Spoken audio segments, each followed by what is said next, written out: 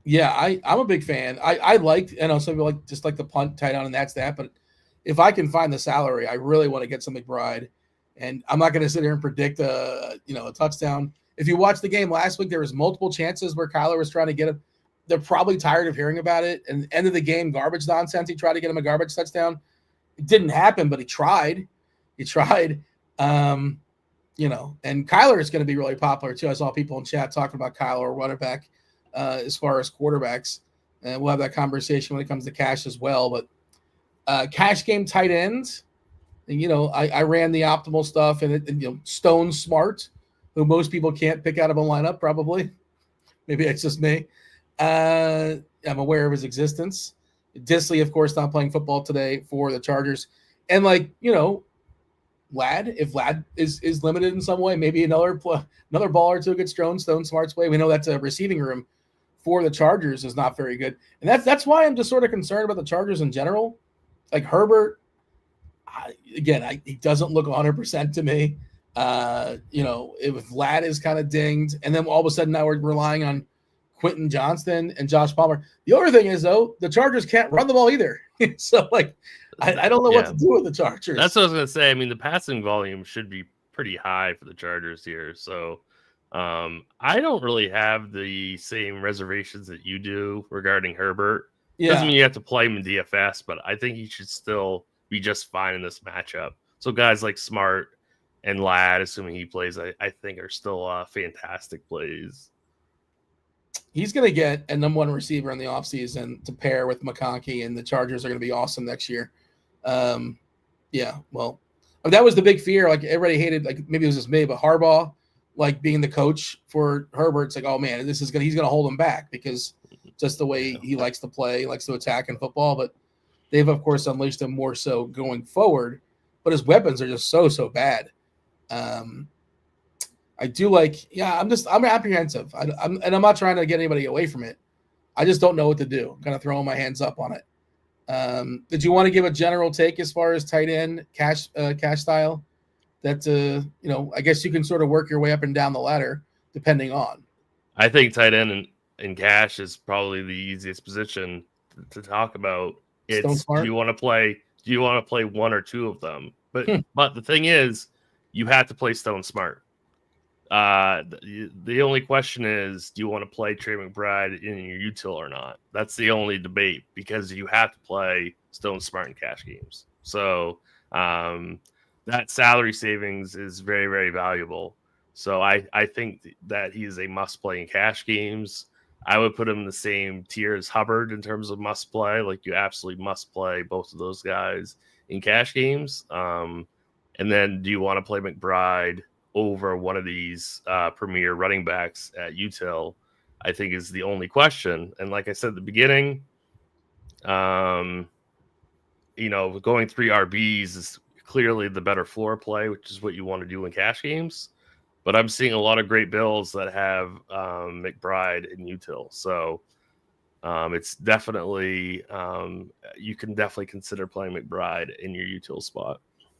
I see Ferguson as well, double punt tight ends as a. I'm not saying that this is necessarily what I would do. I'm just saying I see it. You can double punt, tight end, and then spend up obviously in other spots. I really like. We're moving on from cash games, but Hunter Henry to go with some of this Arizona exposure that we're gonna get, I think is fantastic. Going Smart and Henry also, I think, is a really great play in GPPs. I think Dalton Schultz is going to be I guess he's showing up around 9%, but I think he's a fantastic spot if you wanted to double punt with Smart and Schultz. Yeah, I think that's kind of the sneaky game. If there's a quote unquote sneaky game, I don't know if that's the right way to coin that. We're still waiting on CJ Stroud to have a usable game this season, I think. Has he had one game where you're like, man, I'm so happy I played CJ Stroud today? Has that happened once this season?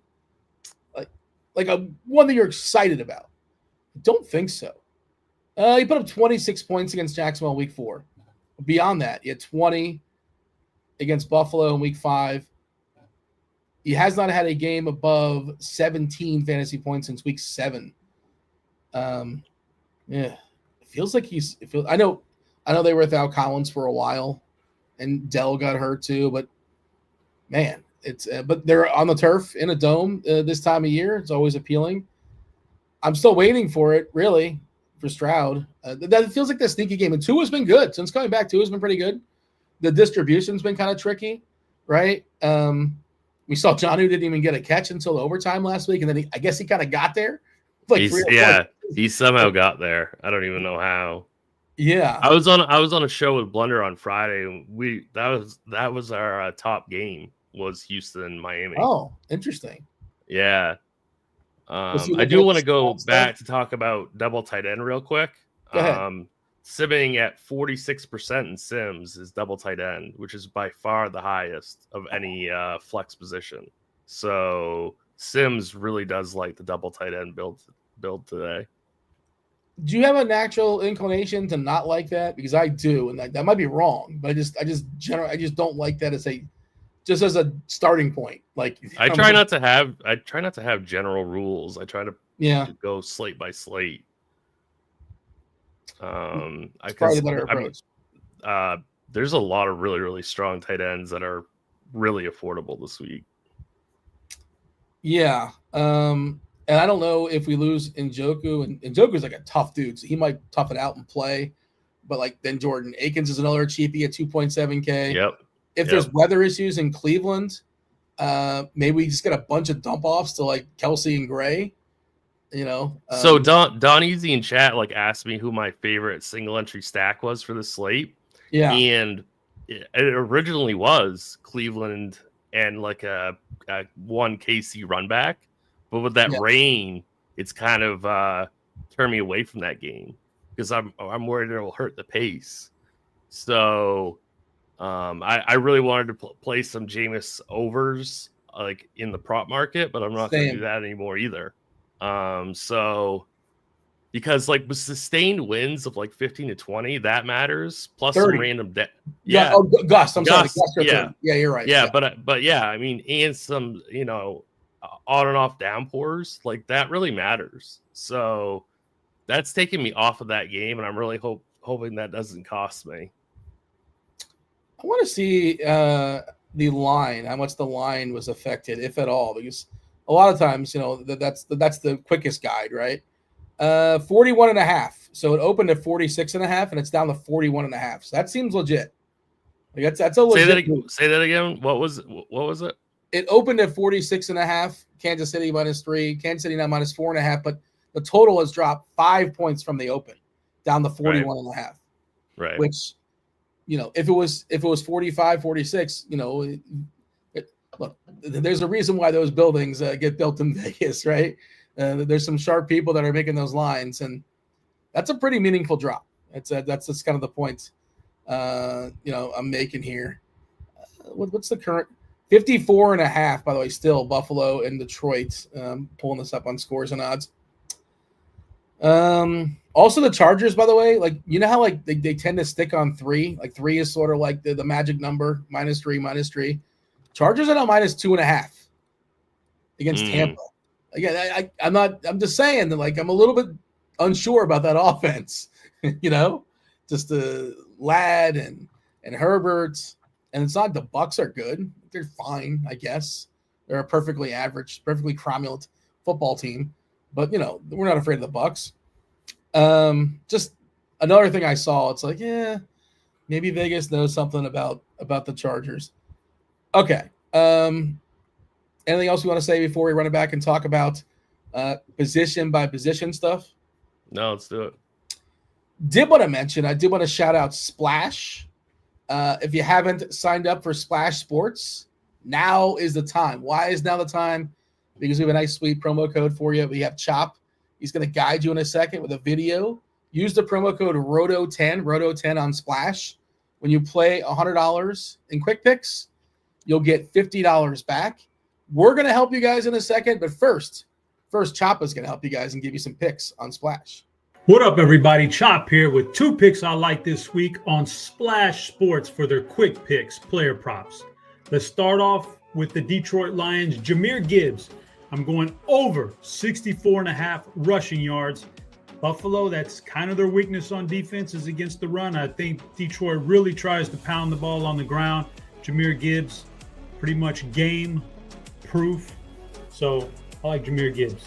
Next up, going out to Washington for Brian Robinson, over 5.5 receiving yards with Austin Eckler on the IR.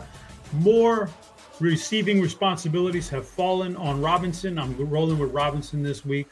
Don't forget, play $100 in quick picks on Splash Sports and get $50 if you use the promo code ROTO10. I'm Chop. Good luck. See you next week. We wanted to build a card as well. Let's bring in producer TJ. I know producer TJ was working on this. I know Tim, you have a pick as well. TJ, so as per if you're on the Pick Six show and TJ produces the show, jumps in on occasion, you would know you hear Rich Rebar every single week. Reminds the people. Gibbs, longest carry, longest rush.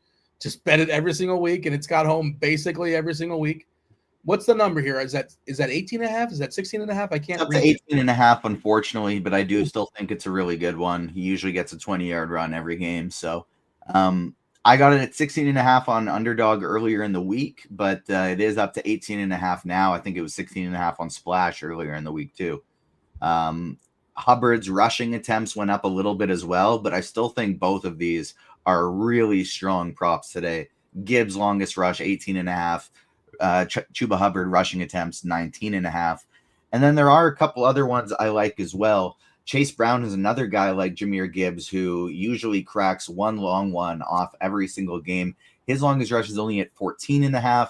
Really like that today. Josh Allen I got earlier in the week at 33.5 rushing yards, but I still like it at 40 because I think he's going to go absolutely off on the ground today. Detroit's one of the worst teams in the league at giving up rushing yards to quarterbacks. He always rushes a ton at the end of the season. Love that. And then we got Tim's on there as well. I think I have the Allen bet as well. I know I bet that earlier in the week. I think I got it as well at 33.5. I feel pretty good about it. Feel better that it's moved up as the week has progressed. Tim, tell the people you have one on the card, Achane. Why do we like Achane? Yeah, I mean, they've just been showing him really, really consistent targets. I really like that game as a whole. I want exposure to that game. I really like that game as a game stack. I think they're going to be dumping the ball off to Achane quite a bit here. So I do like the higher 4.5 line. TJ's been showing off a lot of the bells and the whistles here as far as RG Premium. You can have access to yourself.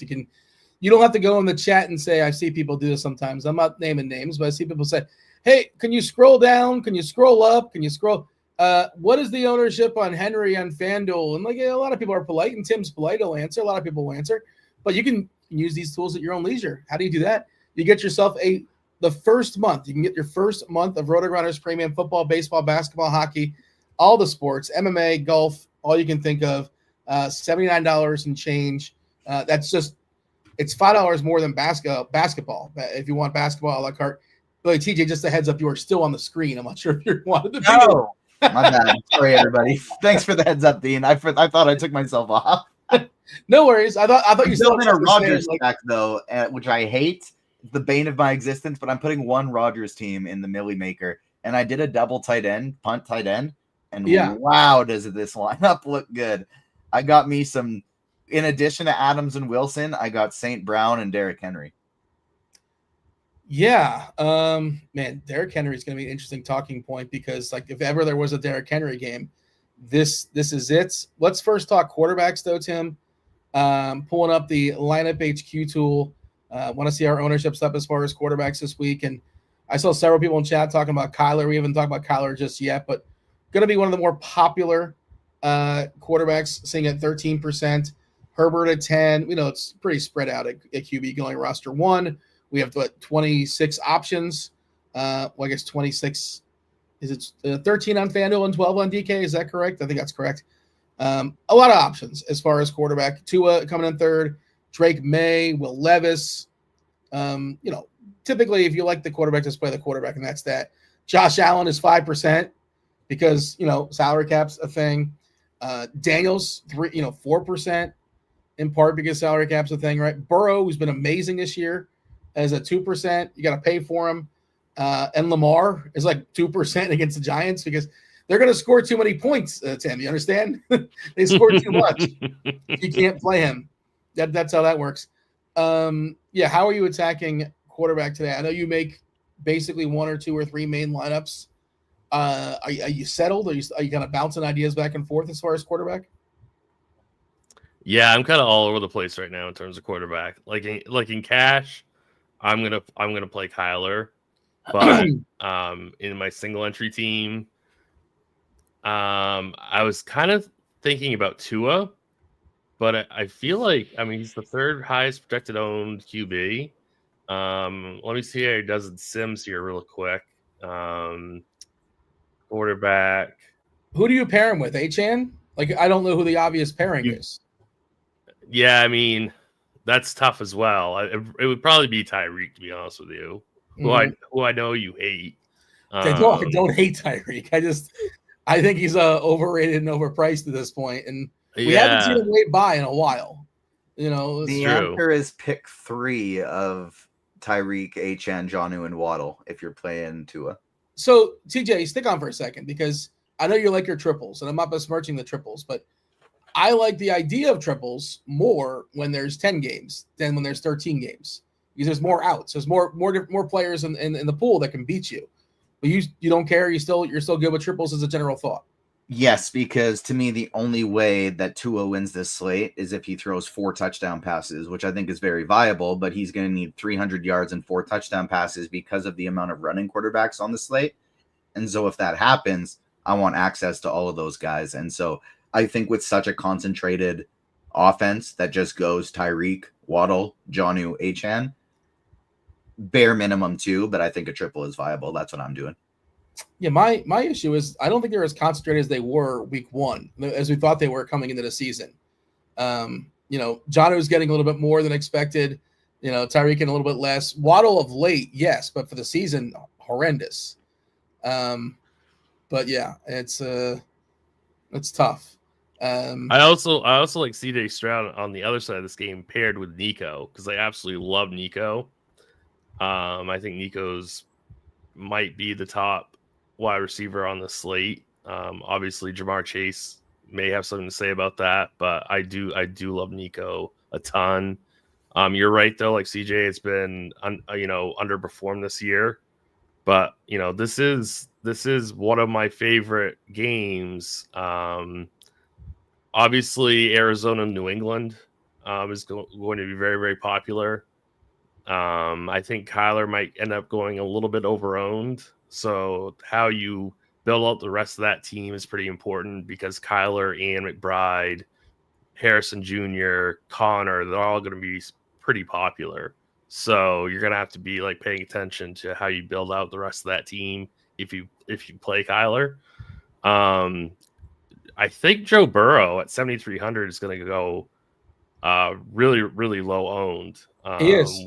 Yeah, he's got a great positive leverage score in Sims right now. So Burrow doubles, Burrow singles. Those are simming quite well.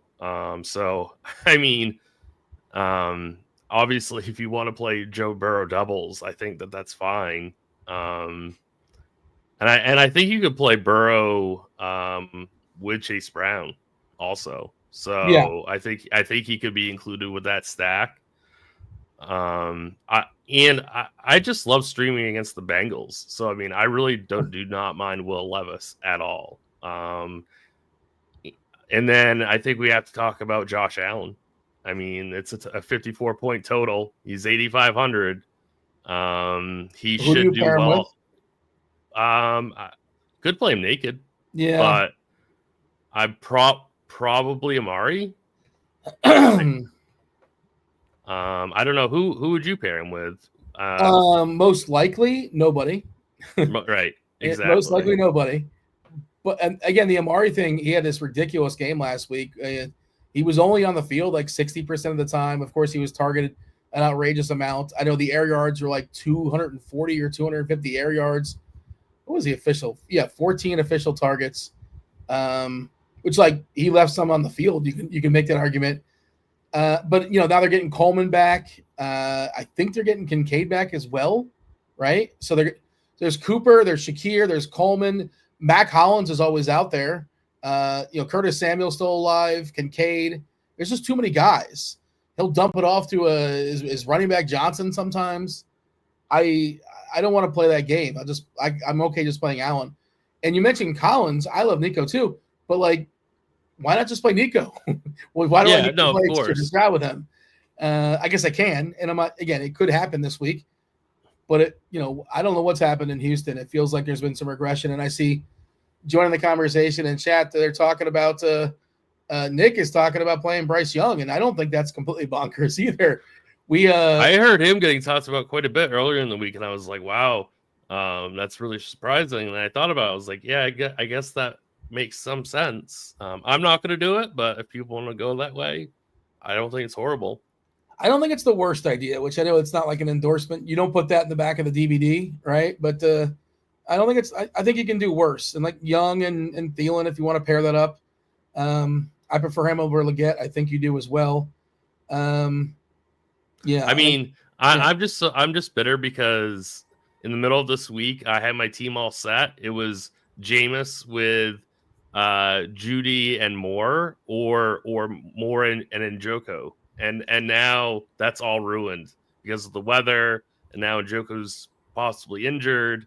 So I was gonna do Winston doubles all week, and now I'm kind of scrambling. Let me go ahead and drop it in chat again. I know as the show progresses, more people are waking up and joining us. Yellow orange is the official. I say official, but it's going to change. Weather, precipitation, it's all fluid, and Roth will update this at some point. But we're 2.5 hours out. But as of right now, that's a 1 o'clock game. Yellow orange, the most glaringly alarming thing is potentially gusts at 30 miles per hour, which is concerning. Green yellow in Tennessee. Some off and on showers are possible, but I do not expect anything too significant rain-wise. When I say of course, I am Kevin Roth. I'm reading on his behalf. Winds will be sustained at 10 to 15, gusting over 20. It's not perfect weather, but it's not far. It's far from crippling. Green in Jacksonville, winds at 10 to 15 miles per hour, sustained, gust at 20. Yeah, I think we likely stay just under impactful, but that's worth noting. Carolina, rain showers are possible. Everything should stay fairly light. Green, yellow in Philly, yellow in Denver. Wind should be pretty breezy early on, potentially 15 to 20. Sustained gusts over 30. It does look like they drop off fairly quickly, and by the second half, we'll be down to 10 miles per hour. Isn't that bonkers that we know what the wind's going to be like in Denver in 7 hours? What's up? Goat, but Dean, I want to chime in because I did some research on the concentration of the Miami Dolphins offense. Okay. Over the last 3 weeks, to the big four meaning Hill, Waddle, HN Smith, 81 receptions for those three players and only 17 for the rest of the team. For those four players and only 17 for the rest of the team. They also got rid of Beckham too. Whatever he was getting, he's gone. Malik Washington, it does cut off pretty quickly, but I guess the distribution is what I was sort of pointing, because coming into the season, we thought Waddle was getting more, right? And I guess Waddle's going to get more going forward. His target rate was 14, 13, 15% to start the season, something terrible. But yeah, I didn't mean to say you can't. I just thought it would be better. I thought it would be awesome, and it's fine, but it's just not what I wanted it to be, I suppose, and getting better. So that is worth pointing out. Other quarterbacks that are popping up in chat that people are talking about. Did we talk about Tua? We kind of talked about Tua, right? Yeah, we definitely talked about Tua. And we're talking about all these weather games, and we like Tua in a dome this time of year. And that Miami team built on speed. You like a team built on speed on the turf as well. HN, Hill, Waddle, maybe they can get loose. I like that game. It's kind of I don't know if sneaky is the right word again. Are there any teams who are just like crossing out and just saying no? Like the Saints, quarterbacked by a person named definitely. I'm definitely crossing out the Saints, 100%. Crossing out the Giants. I'm probably crossing off Pittsburgh, but I could see how that could possibly burn me. I'm not playing Matt Jones, even though I like Brian Thomas, but I'm not connecting him with Matt Jones. Patriots, I guess that's some cheap stuff you can consider. I actually think that Drake May for large field GPPs, I think you could definitely play some Patriot stacks. He can move. I definitely would not cross him off. No way. Yeah. Colts. Did you say Colts? Yeah, I mean, I don't really have any interest. It's just, Richardson can get there by himself. That's the only thing. I certainly don't want any like of his wide receivers, but I think Richardson is not like out of the question. Yeah. But I don't think I'm playing anybody in the Colts. I just don't make enough lineups. No, I'm not either. I think Bo Nix is someone interesting as well. Sutton is the obvious pairing, unless you want to punt with like a Mims or a Franklin or a Vele. But like, Sutton's the guy you want until salary might become a thing. Right. Don't disagree. I think he's in play. Somebody in chat. Okay, we asked chat for some suggestions. Somebody asked about Goff. Donnie's like, what about Goff? The highest total of the week. Well, how does Goff get there, right? He's got a 303 at a minimum, right? 303 at a minimum. Yep. And then we talk about, distribution and targets. Detroit's just that's the problem. That's the other problem in that game, right? It's like, what is the exact box of players that are actually going to get there? Because, Buffalo has like 19 different guys that can score, and Detroit has a plethora of guys that can score. And Goff can't scoot. At least Allen can get there on his legs. I don't know how Goff gets there, and he's probably gets there, but scoring 4 touchdowns to 4 different guys. You're saying it's got to be a Goff double, is what you're saying. It's got to be like a Amon-Ra and Laporta, or Amon-Ra and possibly Gibbs for that big play upside off like a dump off. Goff rates out with very, very slight positive leverage in Sims. What's his ownership though? 4.5%. Okay. I mean, he's gonna be really, really low owned. Yeah, I don't think Goff's horrible play. Because that total is just fantastic. I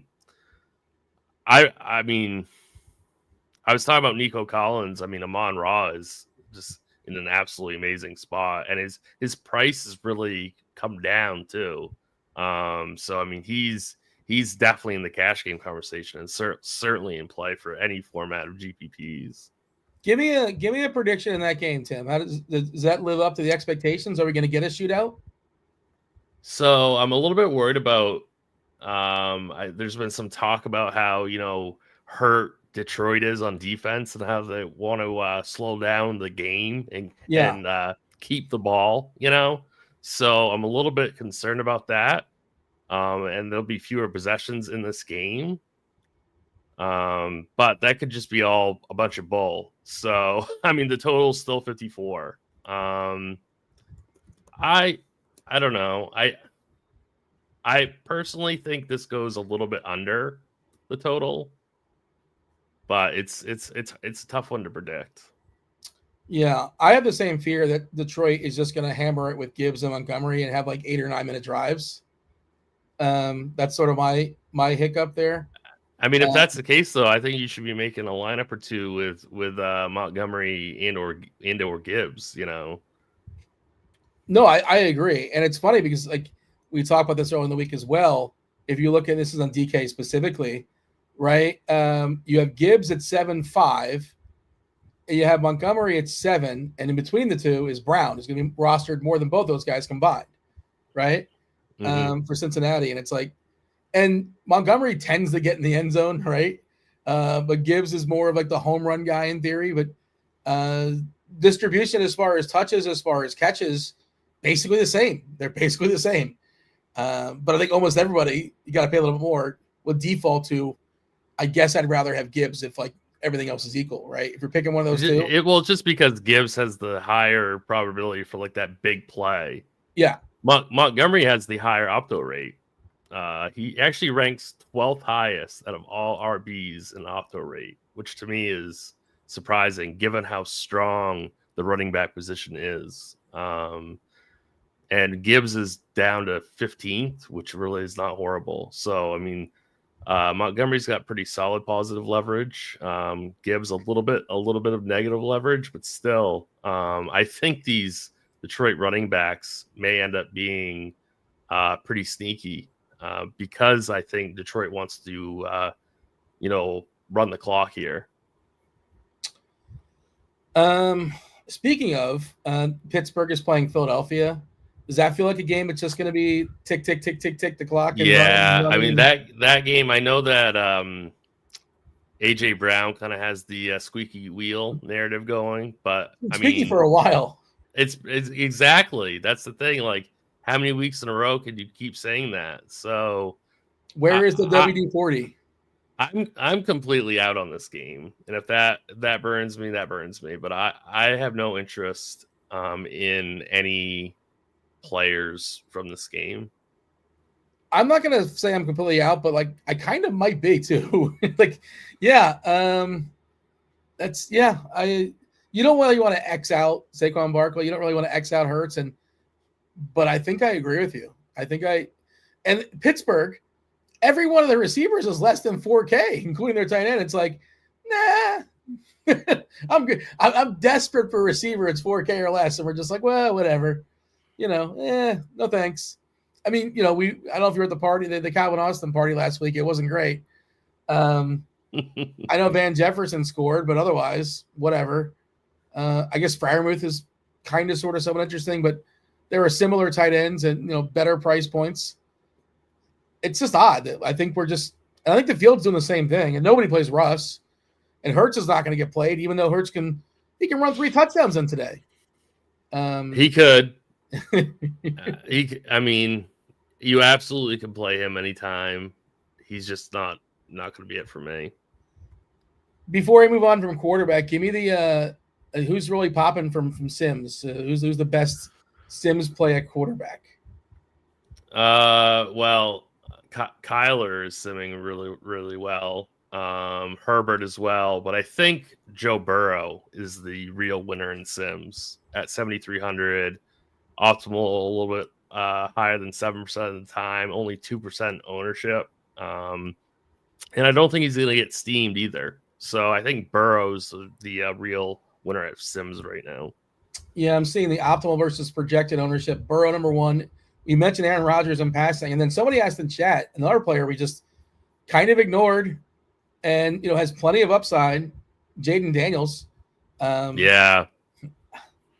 And I don't know. Noah Brown is out, and can I just say what I want to say about Jaden Daniels? I'm probably playing Brian Robinson Jr. in single entry. Okay, and that's going to be my Washington exposure. Yeah, I'm probably not going to play Daniels with him, but I think you can, at least in like smaller field type contests. I probably wouldn't do that like in the millie, but that's probably going to be my Washington exposure is Robinson. So, but I think Jaden Daniels, obviously, he can get there in so many different ways. I think he's fine, but if I go north of 7K at QB, I'd much rather play Burrow or go all the way up to Allen. That's my only kind of bearish case on him. Yeah. I was trying to, I know we're talking about receivers. I was thinking De'Ami Brown. De'Ami Brown does have a player prop of 25.5 yards. So like he should catch a couple balls in theory. The absence of Noah, it's a bunch of nonsense though, like Crowder and Zacchaeus and McCaffrey and Brown. I guess Ertz is another tight end that's usable. McLaurin's the obvious one, but now when you're stacking Daniels and McLaurin, salary is getting squeezed pretty quickly. But this is why I think it's worth paying for these sims, is that you can lock in players that you have interest in, and you can see like how they sim, or you can exclude players and things like that. Like I use these all week long just to see like what's changing and, different dynamics and stuff like that. So I think it's such a great tool to use. I assume you put it on, for your purposes, small fields. You put it on single entry, you put it on small fields. I kind of use both. I just kind of see I use small field and single entry, but for these shows I always do large field. Yeah, because I think a lot of people, more people than not, are playing probably I don't want to say milli maker necessarily, but larger field stuff, right? Yeah, the slants or that kind of thing, right? Which is just thousands upon thousands of entries. Do you put it on for results range? You put it on high, medium, low? I tend to put it on medium. I kind of go between medium and high. Yeah. And they also want to say, as far as quarterbacks, we're kind of bouncing around all over the place. 20 minutes, less than 20 minutes. We got Erik and Beer coming in. We've also kind of bounced back and forth as far as positions too. We sort of took the format of the show. It's going to come after us. They don't necessarily go position by position, right? We're just kind of jumping all over the place. So that works. That's fine. Wherever chat's taking us, wherever the conversation takes us. But what do you want to tell me as far as running backs? It feels like a really, really strong running back week. If I'm pulling up our ownership stuff and just sort of projections and all that, raw points, Henry projects slightly better than Barkley. Again, it feels like an awesome matchup. You love Henry more so than pretty much any other running back is affected as far as game script, and they're 2 touchdown favorites here against a Giants team that's, they've got their vacation plans already set, missing their best defensive player. 20% ownership on Henry, 10% for Barkley. We talk about Hubbard coming in at 36%, Chase Brown at 27%, Dowdle at 21%, Connor. I don't know how much it matters, but the backup RB, kind of the 2-minute guy, the third down guy is out for Arizona. I don't know if Connor is going to be taking that role and just taking everything. So I think it matters to some degree. Is Trey Benson going to be the third down guy? We'll see. DJ Dallas is still a person. That would really help my best ball teams if Trey Benson could wake up. Hey, he was roping open all season long, and then he comes in the clutch.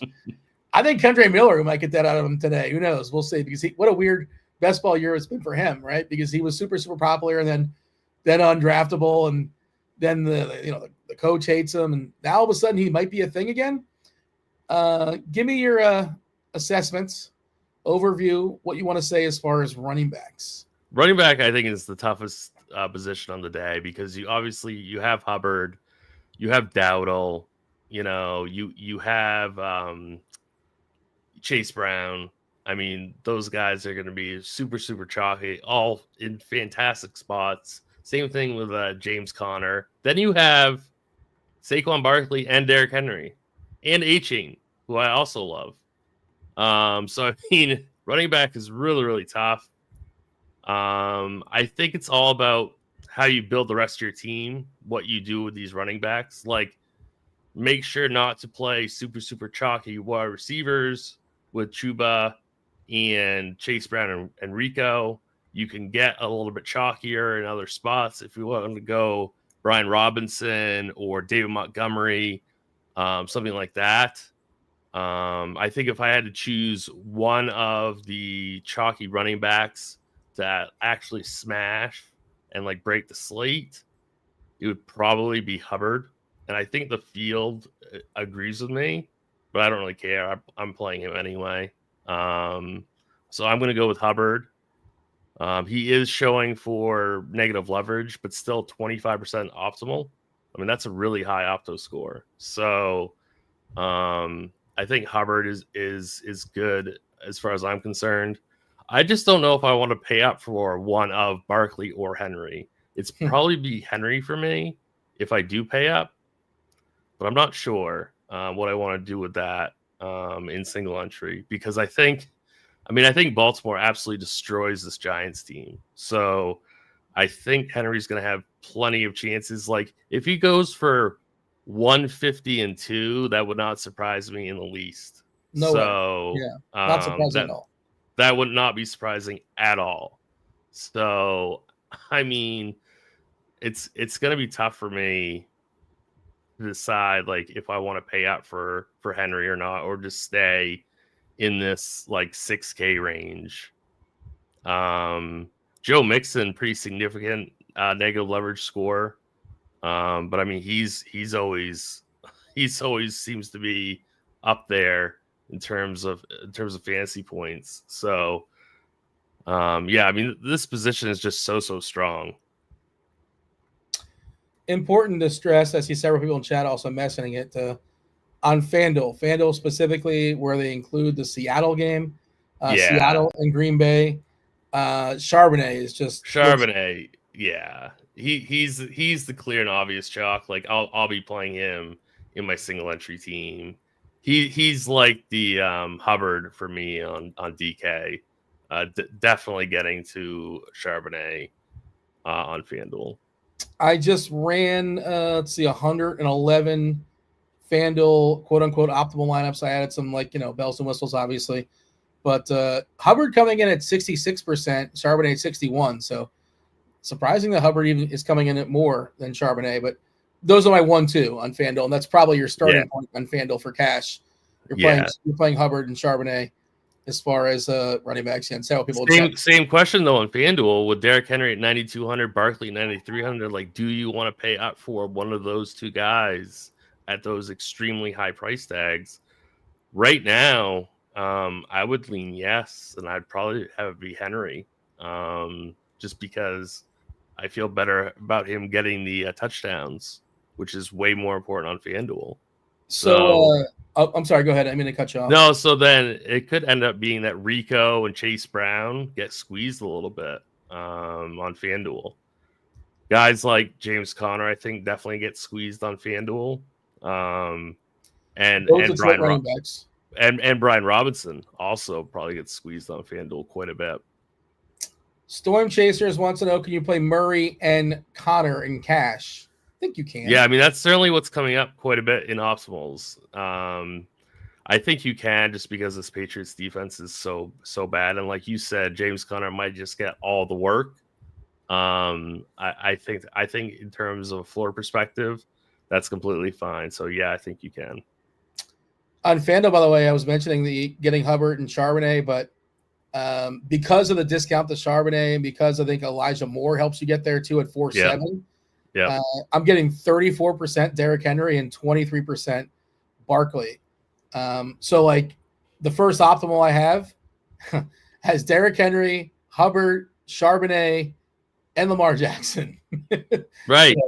Ian, I mean, yeah. I think you should be playing Josh Allen on FanDuel anyway. That's what I think. If you can get there, yeah. Lamar's 9K. Yeah, it's $500 difference. Yeah, you can. You certainly can. The second team is Josh Allen, also has Derrick Henry, also has Hubbard and Charbonnet. Yeah. But you also are punting, which I don't like to do this as much on FanDuel. I don't like punting on FanDuel with the tight end because it's the difference, the way the prices are. It's like it's more squeezed together. But and you can play Stone Smart. It's just that I feel a 2.5 on DK as a tight end is more useful than 4.5 as a tight end on FanDuel. Would you agree with that as like a general thought, or no? So, can you say that again? I'm sorry. Like 4.5 tight end on FanDuel, that's like fine, and like the 7 points or whatever you get out of Stone Smart on DK is fine at 2.5, but it's a little bit more dicier at 4.5 on FanDuel. I feel better punting on DK at tight end than on FanDuel as a general thought. Is what I'm saying. But I mean, Shaver Bride's not going to score a touchdown anyway, Dean. So what are we worried about? Give me the rundown as far as receivers. What are we noting when it comes to receivers? And we're seeing a lot of the same players coming in at both sites. Just the way builds are coming in. Higgins is popular on both sites. Ridley, Judy still projects well on DK, and we talk about Moore. And again, I don't know how to quantify the weather stuff there, and I don't like to freak out about weather stuff, but we saw a drop of 5 points on the total. I want to see what Ross' update is, his final update. See if anything new is changing there in Cleveland. I Butte on New England. I hate the punt nonsense today on DK at receivers. Like nobody I like. He's going to play like every snap though. Okay. No, I'm not saying you have to play. Yeah, him, I know. Yeah. I didn't mean to besmirch, but yeah. Is that your favorite? If you're going to pick one, like 4K and under, is it your favorite? If I play somebody under 4K or Brown for Washington, Diami Brown, I think would be. I don't know, Booty or Brown, probably. Well, it's a 1K difference, isn't it? No, it's $500 difference. It's $400 difference. Yeah, $400 difference. Yeah. I was thinking at Douglas, who's even more than that. Yeah. I do like Douglas as well. I think you can really play some May stacks on this slate. B is saying Mims in the chat. Yeah. But it's not great. None of it is great. I don't love Mims. I'm not gonna say you can't play him, but just and like all the Pittsburgh guys, I guess we can get a long one from Austin. I guess we can get a long one from Mike Williams, right? I suppose that's in play. But the floor on those guys is, and I guess what are we asking for? 3K. A lot of these guys, their floor is 0. Tim Patrick is a cheap way to get to that Detroit game, but I'm not expecting him to get 2 more touchdowns again. It's tough. What is Hunt revenge narrative?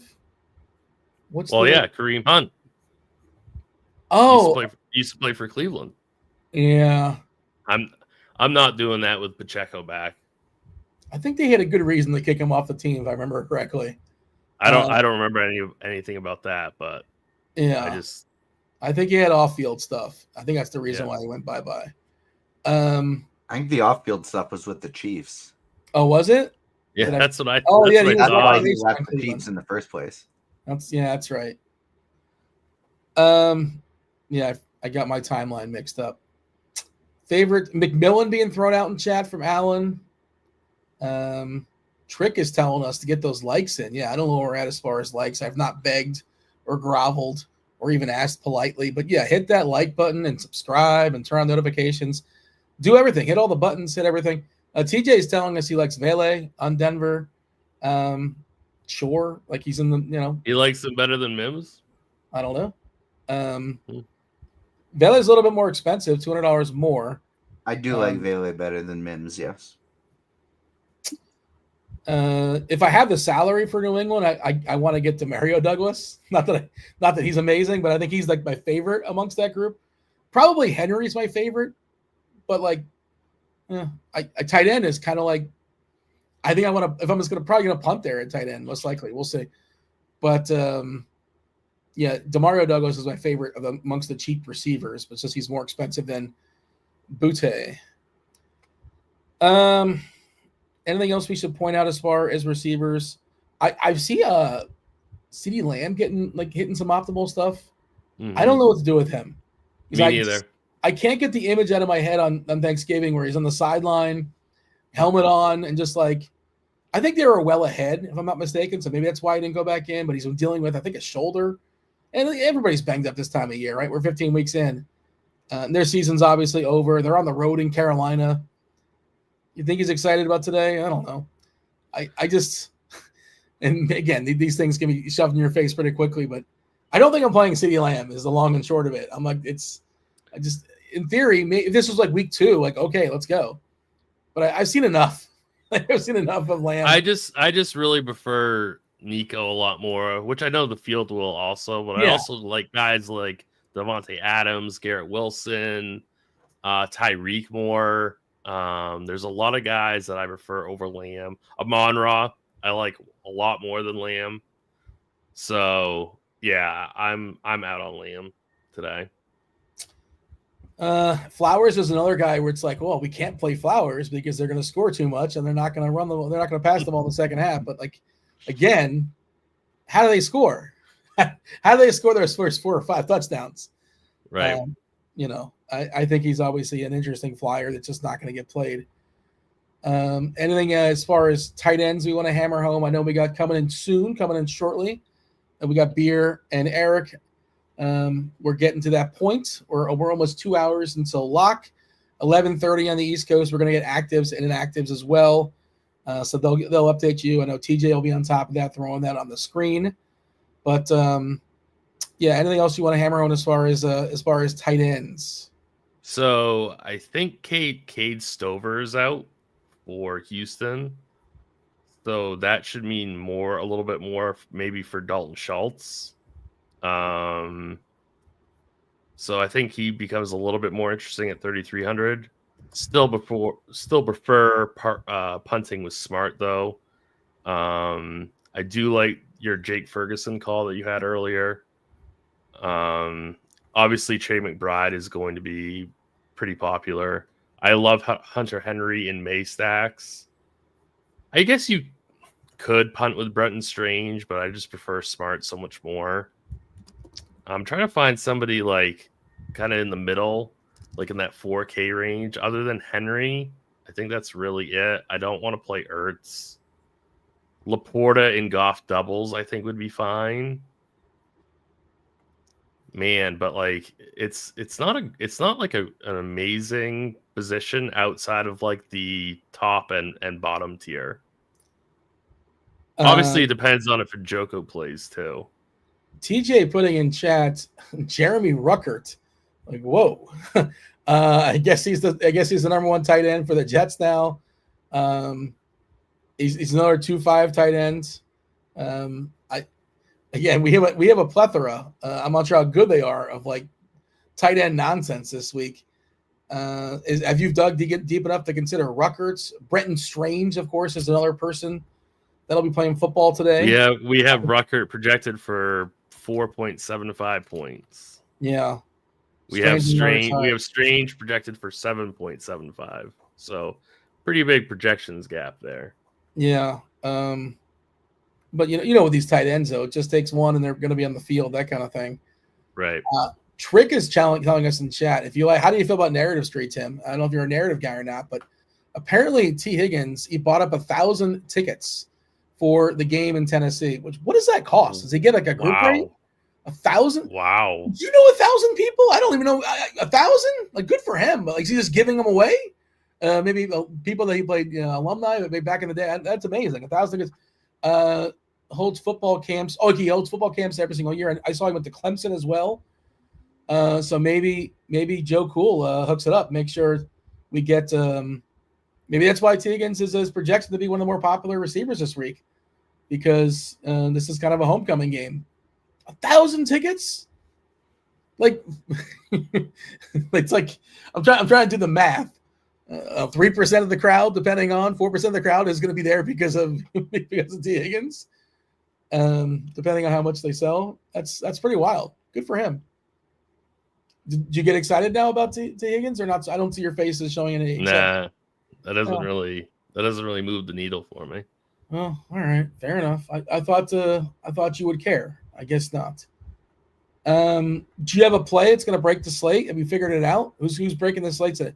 Oh, Jose wants to know tight ends for cash, Fant or Gesicki? Neither. Well, that's a FanDuel question. Oh, okay. I don't know if that changes things, but I mean, Gesicki you play when like one of the receivers are out, but he's kind of gone bye-bye. Right. I'll just tell you that like our tight ends, we have Hunter Henry hitting pretty hard on FanDuel. Hunter Henry, I think is great. Trey McBride, Smart. You can play McBride pretty easily today, so McBride is fine. I think Schultz would be okay, and then I think Smart would be fine as well. Give me the player that's breaking the slate. Who's breaking the slate as we bring in the GPP Final Takes show in just a second. So I wanted it to be Brian Thomas Jr., but he's going to be too chalky. So I'm going to go with Amon-Ra, who I do not think is going to be that chalky. They're joking in chat that tickets must cost like $4 or so. I did. If you go to, I feel like such a boomer going to ESPN, look at their schedule, but they're the one place that has like a quick link that tells you like, the cheapest tickets, for every single sporting event. And according to ESPN, which is probably links to like StubHub or something like that, tickets as low as $18. I thought it'd be less. You know, it's so funny because, like, cheapest tickets in Philadelphia, $222. I get possible Super Bowl preview. Well, what is the cheapest ticket to get into Detroit? Come on, let's play the game. Cheapest ticket to watch the Super Bowl preview, Buffalo and the Lions. What do you have, Tim? 400. Ooh, if we're playing prices right rules, so you lose. But you're right there, $395. Apparently, what? You're gonna pay $395 to get in the door? Are you serious? I understand it's a fun game and all that, but the TV is literally built perfectly for the football game. It's amazing. It works out like that. Okay, we've teased it enough. We got beer coming in just a second, as well as Erik. It is the GPP Final Takes show coming in right now.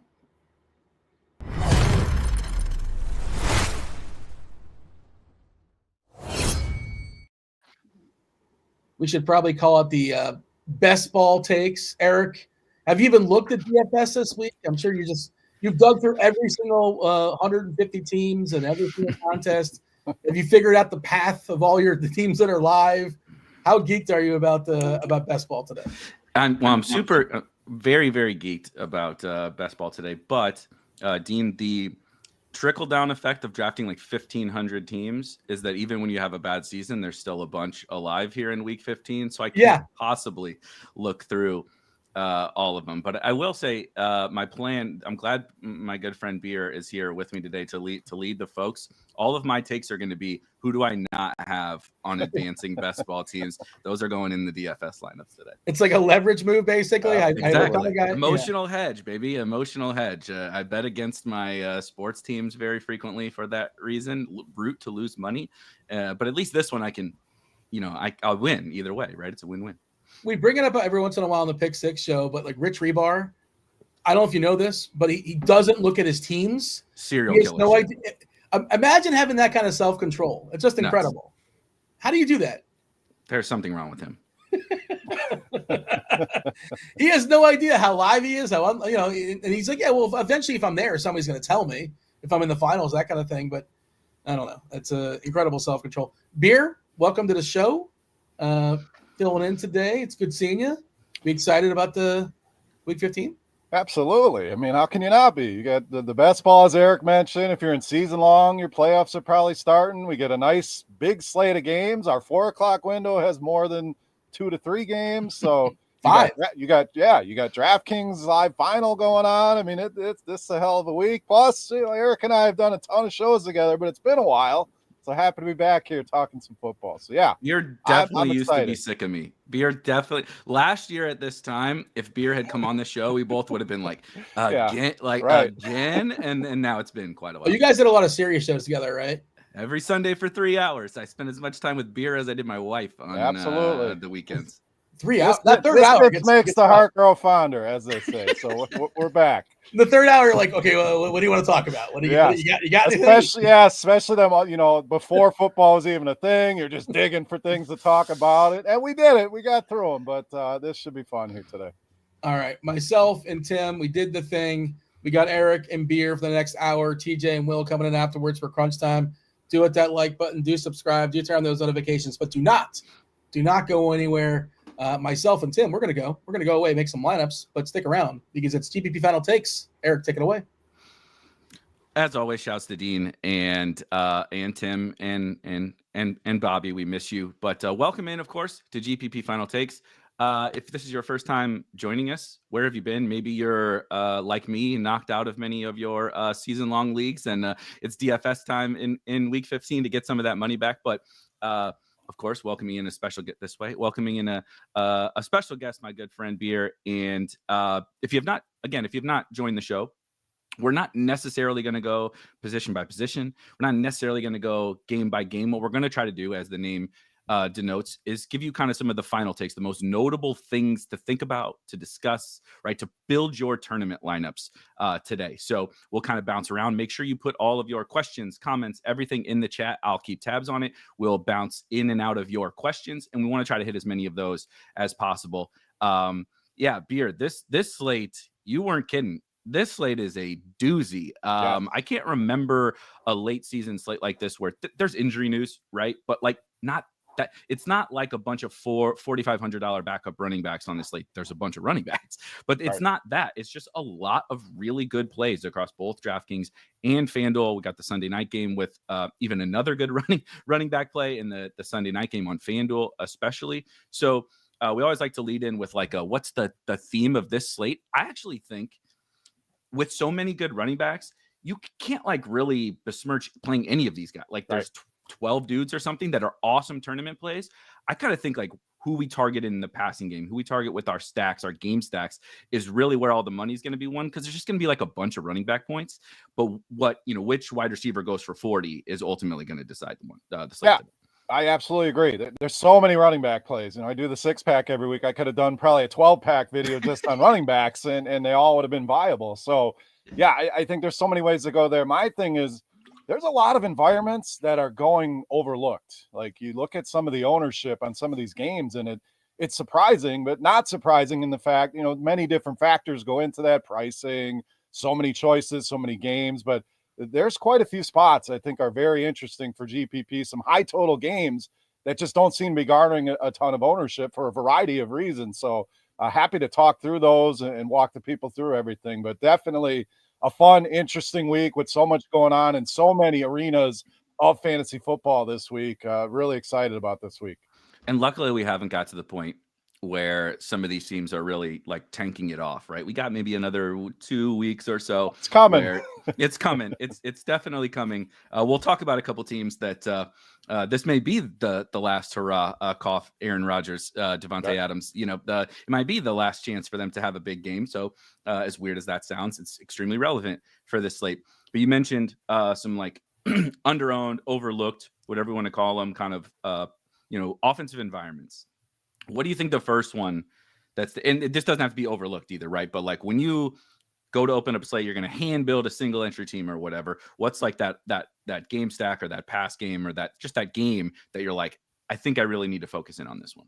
I mean, the obvious choice, Buffalo, Detroit, that huge total, 2 amazing offenses, 2 defenses that can be had, so many options and choices on both sides, and to see the ownership in that game, it was kind of surprising. No one's really garnering a ton of ownership, and I think pricing is the biggest thing there. There's not many cheap plays out of that game that you can target. There's a few to Laportas of the world.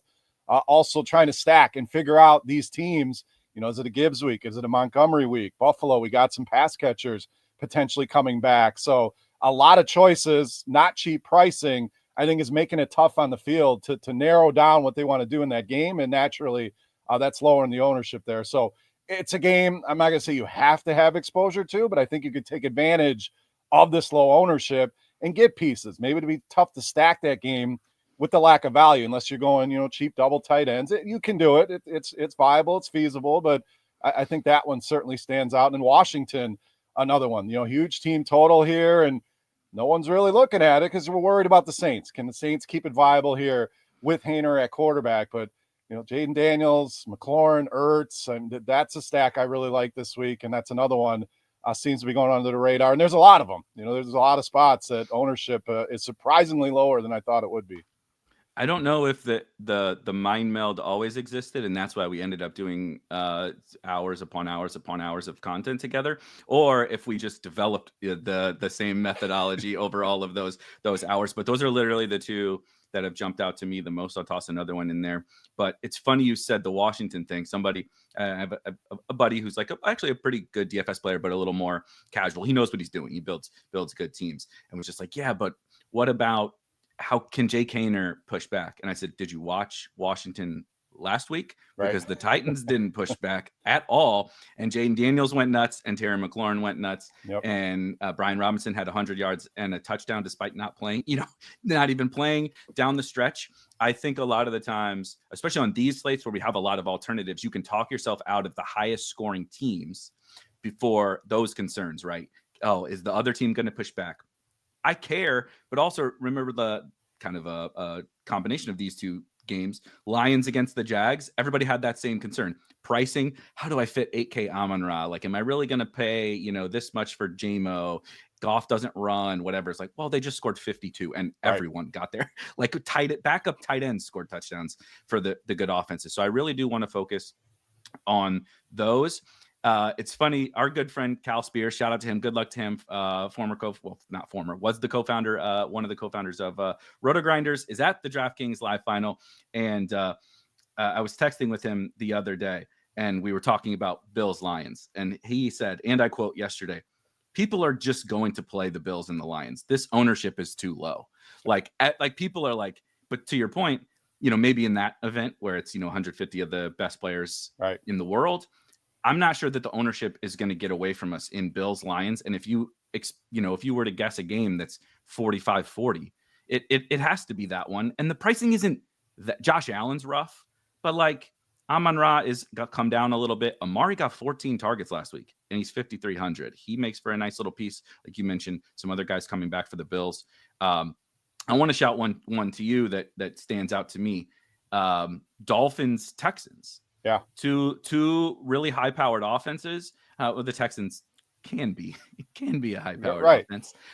But, the matchup's not awesome. The pricing isn't awesome. But we finally saw Tyreek get back involved last week. We've seen Jalen Waddle get back involved. And it's a little bit better matchup, honestly, on the Dolphins side for the pass game, which is great. Give me 45 Tua attempts. We got a lot here. It's pretty clean on the other side from 3 or 4 guys on the Texans. I know that I like. What do you think about some low-owned, Dolphins or Texans as pivots off of some of this other more popular stuff? Yeah, that's a good one as well. The total really doesn't jump off. So, every time I go into a week, I'm looking at games that I kind of project the totals beforehand. And then you look and you're like, it seems lower than it should be or higher than it should be. And it's not always right, but just one of the things in the toolbox you can go to. But as good as Tua's been playing, it's hard to ignore this Dolphins team. This guy's been producing. We're starting to see life from Tyreek. Finally, it's been a frustrating season if you own him in season long, in best ball, even in playing him in DFS. When is this guy going to get going? Is he washed? And good to see signs out of him finally. Jonnu, been a revelation, we'll call it. He's always shown flashes and had them spike weeks, but he's been solid. I don't think the price is out of hand on him. And Jalen Waddle, always a guy with big time upside and never has a ton of ownership, and the price is fair. And as you mentioned, the Texans, pretty easy. You want some Nico, you want some Mixon, you really want to roll the dice on CJ Stroud, you can go that route. But yeah, that one has that. You look for that potential. What game can outproduce its total? I think that one could, with both these teams still fighting for the playoffs as well. Yeah, Dolphins, it is. The Texans should be in. Right. They technically are not 100%, I don't believe, but it's pretty darn close to 100% for the Texans. Miami needs to win every single game. So I think we actually saw a little bit of that last week against the Jets. They did go to overtime, but 12 targets for Jalen Waddle, and I'm going to screw it up, 14 targets for Tyreek Hill. So we kind of finally saw the week before, 9 targets for Tyreek. And now it's not the same oh my gosh, Tyreek 85-yard touchdown like every other week. It's not that same offense, but it is showing a little more of the becoming condensed, especially amongst the superstar wide receivers. And the pricing is not reflect right. If we had the prices on Tyreek and Waddle, especially in week 2 or whatever, we would be like, do we have to fade Tyreek Hill? Right. This is crazy. He's going to be way too popular. Now he's an afterthought, and I get it, but he's still Tyreek Hill. It's still the Dolphins. Tua is actually playing awesome right now, even if it's not been from a big play nature. Peter in the chat mentions Houston being pretty good against the tight end. Definitely a totally fair concern for Jonnu, but that just means more for Tyreek and Waddle. So I think don't forget, Azeez Al-Shahir is out, who is one of their better defenders, in middle of the field. So you take him off the field, that opens things up a little bit for Jonnu Smith. I get the concerns, but that's a big piece missing out of the middle of that defense. Yeah, what a mess that whole situation was. Jeez, we probably would have spent about 45 minutes talking about that on Sirius once upon a time in the break between the afternoon games and the evening game. But another one that jumps out to me, we'll stick on some of these pass game and like you said, kind of stacks and make our way to the running back, because we could spend the whole show talking about all the running backs if we don't get the game stacks out of the way. I mentioned the Aaron Rodgers and Devontae one. That one really jumps off the screen to me. Another one where we have a great matchup. No one really likes to play Aaron Rodgers. Probably no one less than you, yes. Given your Packers fandom. But you want to talk about a condensed target tree. Tyler Conklin is also out. I don't know how much I love Jeremy Ruckert, but it is another $2,500 tight end on DraftKings. And he checks it down to the running backs. or he throws to Devontae or Garrett Wilson. Like that's all they do. And if I could ever think of a spot for someone like Aaron Rodgers to come out and give the old middle finger to the world and be like, I still got it against this horrible Jags team, and throw for, remember, like Aaron Jones would never score touchdowns. AJ Dillon would never score because Aaron was like 1 yard at the 1 yard line. We're going to Devontae. We're throwing the back shoulder to Devontae or whatever. Like this just feels like that game to me. And it doesn't even have to be that. Like we don't have to nail that narrative because it's a great matchup and he only throws to 2 guys and they're both sub 7K on DraftKings. If you want to bring back, there's multiple Jags. I don't think you have to force it, but for the first time in a long time, I'm really eyeing up some of the Jets pass game.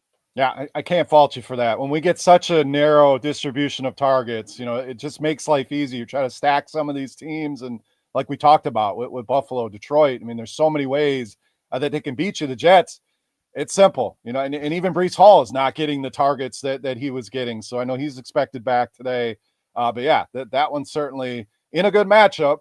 That Aaron Rodgers is not going to want to go out like a punk, as the kids say. So, he's going to be looking to put up points, finally put up a 300-yard game for the first time since who knows when. So, yeah, that one's super interesting as well. An easy stack there. And not a lot of people are excited to play Aaron Rodgers, so you get it pretty low owned.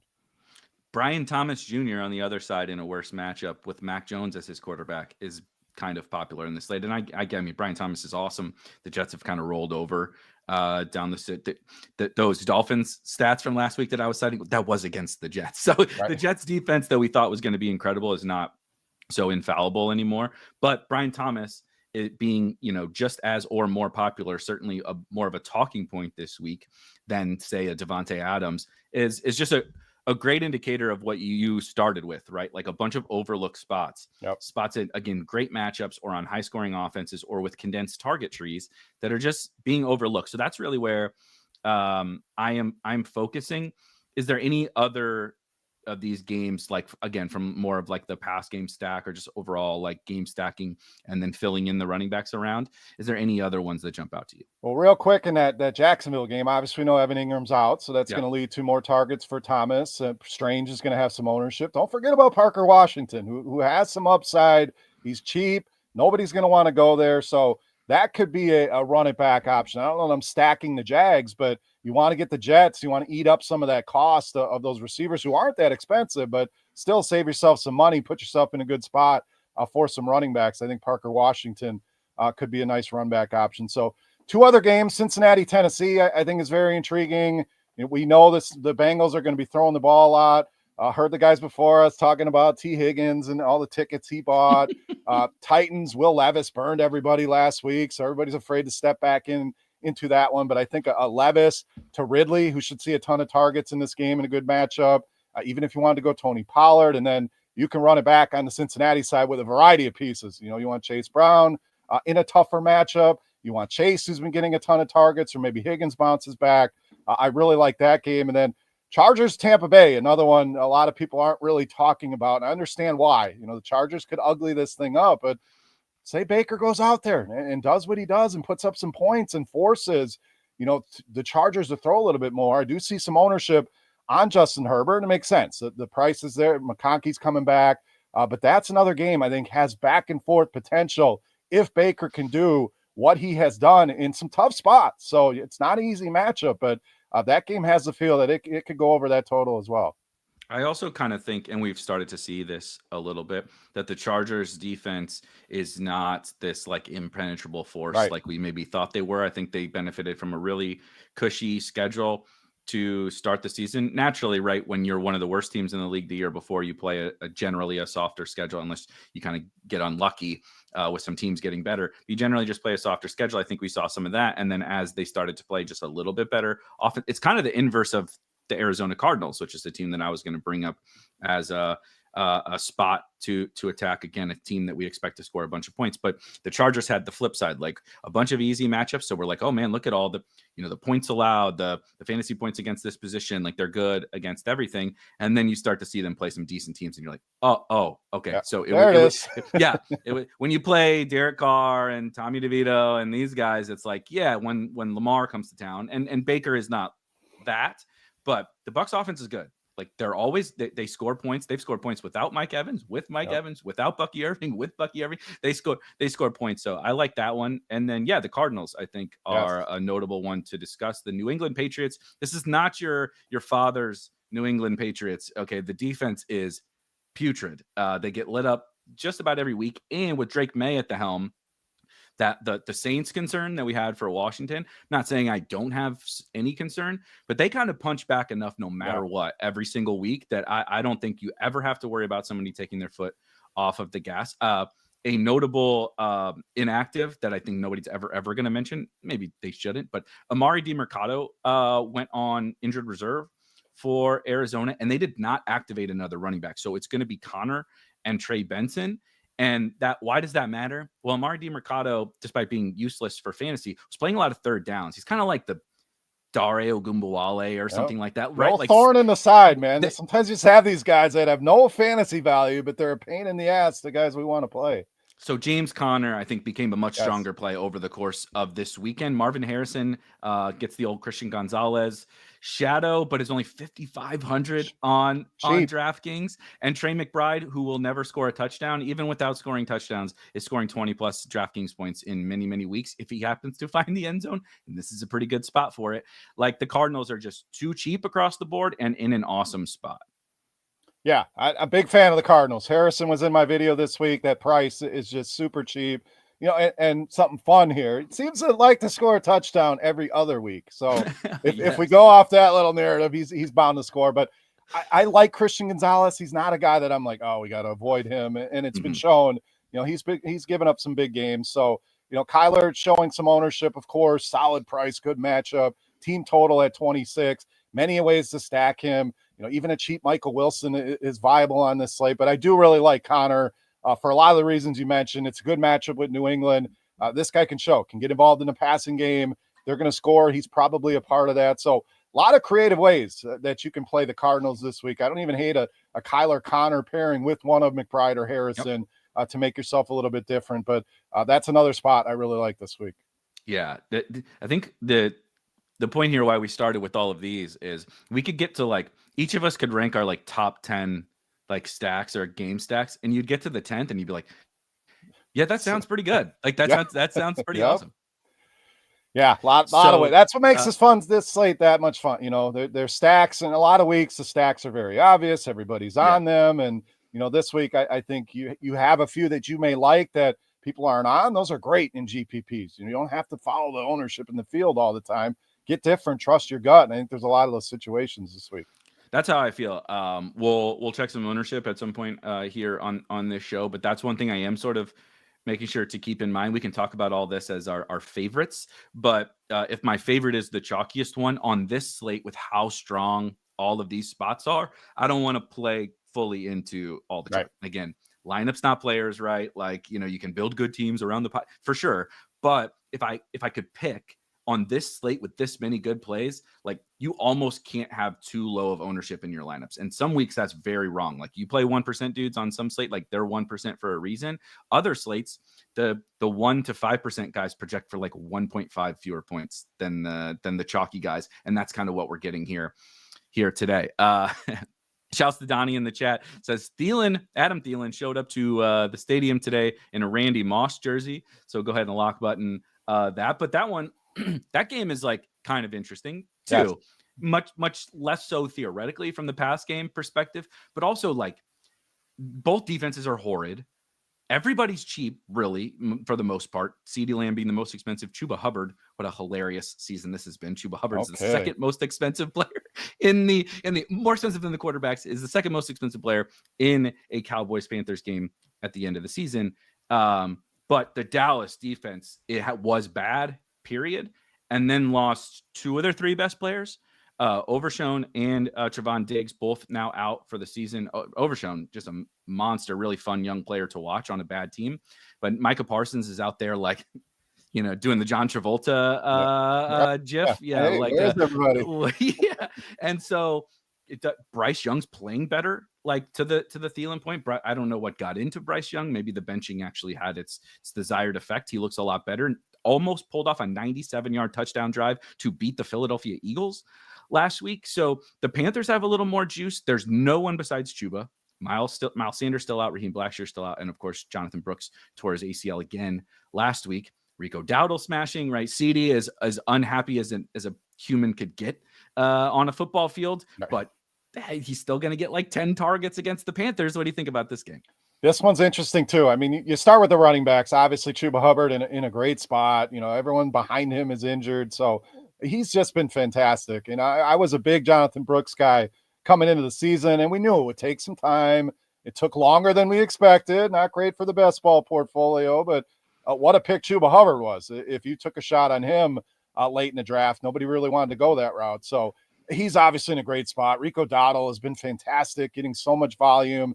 Best matchup you could get with this Carolina defense. So that's where you start, and the ownership is certainly there, mainly on Chuba Hubbard, probably the highest owned guy on the slate. But some of these pass catchers intriguing as well. Now, Thielen getting shouted out in the chat. Just one little Jalen Coker is back. It may throw a little bit of a wrinkle and a wrench into things. I still think Thielen gets targets. It's just not as clean and as clear without Coker. You know, Leggett there. So they do have a variety of options that they can go to. But Thielen certainly seeing enough volume. Dallas side, you mentioned CeeDee Lamb does not really want to play football. It doesn't seem like.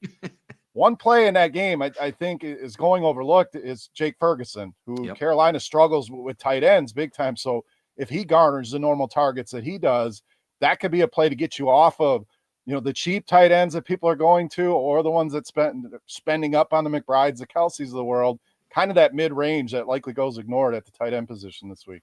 Saquon Barkley could not get in the end zone against the Carolina Panthers defense, but Grant Calcaterra found his way into the end zone to your Jake Ferguson point. So I think if Grant Calcaterra could do it, I think Jake Ferguson will be just fine today. I love this question from Donnie because I think a lot of people are having this issue. When two running backs are the air quotes best plays on the slate, or you know, some of the best plays, certainly some of the best point per dollar plays, like Chuba Hubbard and Rico Dowdle are. How comfortable are you playing them in the same lineup together? This is one of those things that dates back where you can't play two running backs from the same game. You know, it seems like one of those archaic things, so people struggle with it. It's not my favorite build, but in a situation like this, I think it's viable. You know, if both of these teams are getting it done on the ground with these guys getting so much volume, they both can catch passes. So if this game stays close and competitive and these guys are doing what we expect them to do, it's, again, not my favorite build, but I think it is viable this week. The problem is if you get into a blowout situation one way or the other, which can happen in any NFL game, you know, maybe game script gets away from these guys a little bit, but again, with their pass catching ability, they could stay viable even in that sense. So this is a pairing. It's a lot of ownership, so you're going to have to get different in your stacks, and we've given you a few already, and we're going to give you more as we go throughout the show. But I don't hate it. I think it's just one of those things people have in their head. You can't do this. Like, you can do anything. And some of the GPP winning lineups have shown you that there is no steadfast rules. There's things you should be doing in your lineups, but I don't hate that at all. With the volume these guys are getting, they're underpriced. Let's be honest. If you look at what they're doing both on the ground and through the air, they're both probably underpriced. So just get creative elsewhere, and I don't mind that at all. Yeah, you nailed it. If you're catching passes, look at both of these running backs.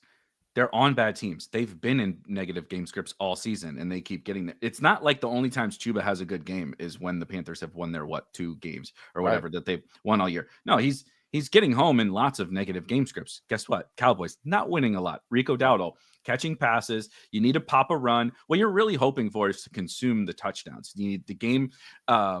One of my favorite things, shout out Evan Silva, you know, another one of the great OGs from the fantasy community would always say, we fixate really heavily on the game totals. And understandably so, right? A 36 total versus a 53 total, wildly different expectations. But what you really want are the games that go way over the total. We ask that question every week in the expert survey here at RotoGrinders. Which game do you think goes over the total by the most?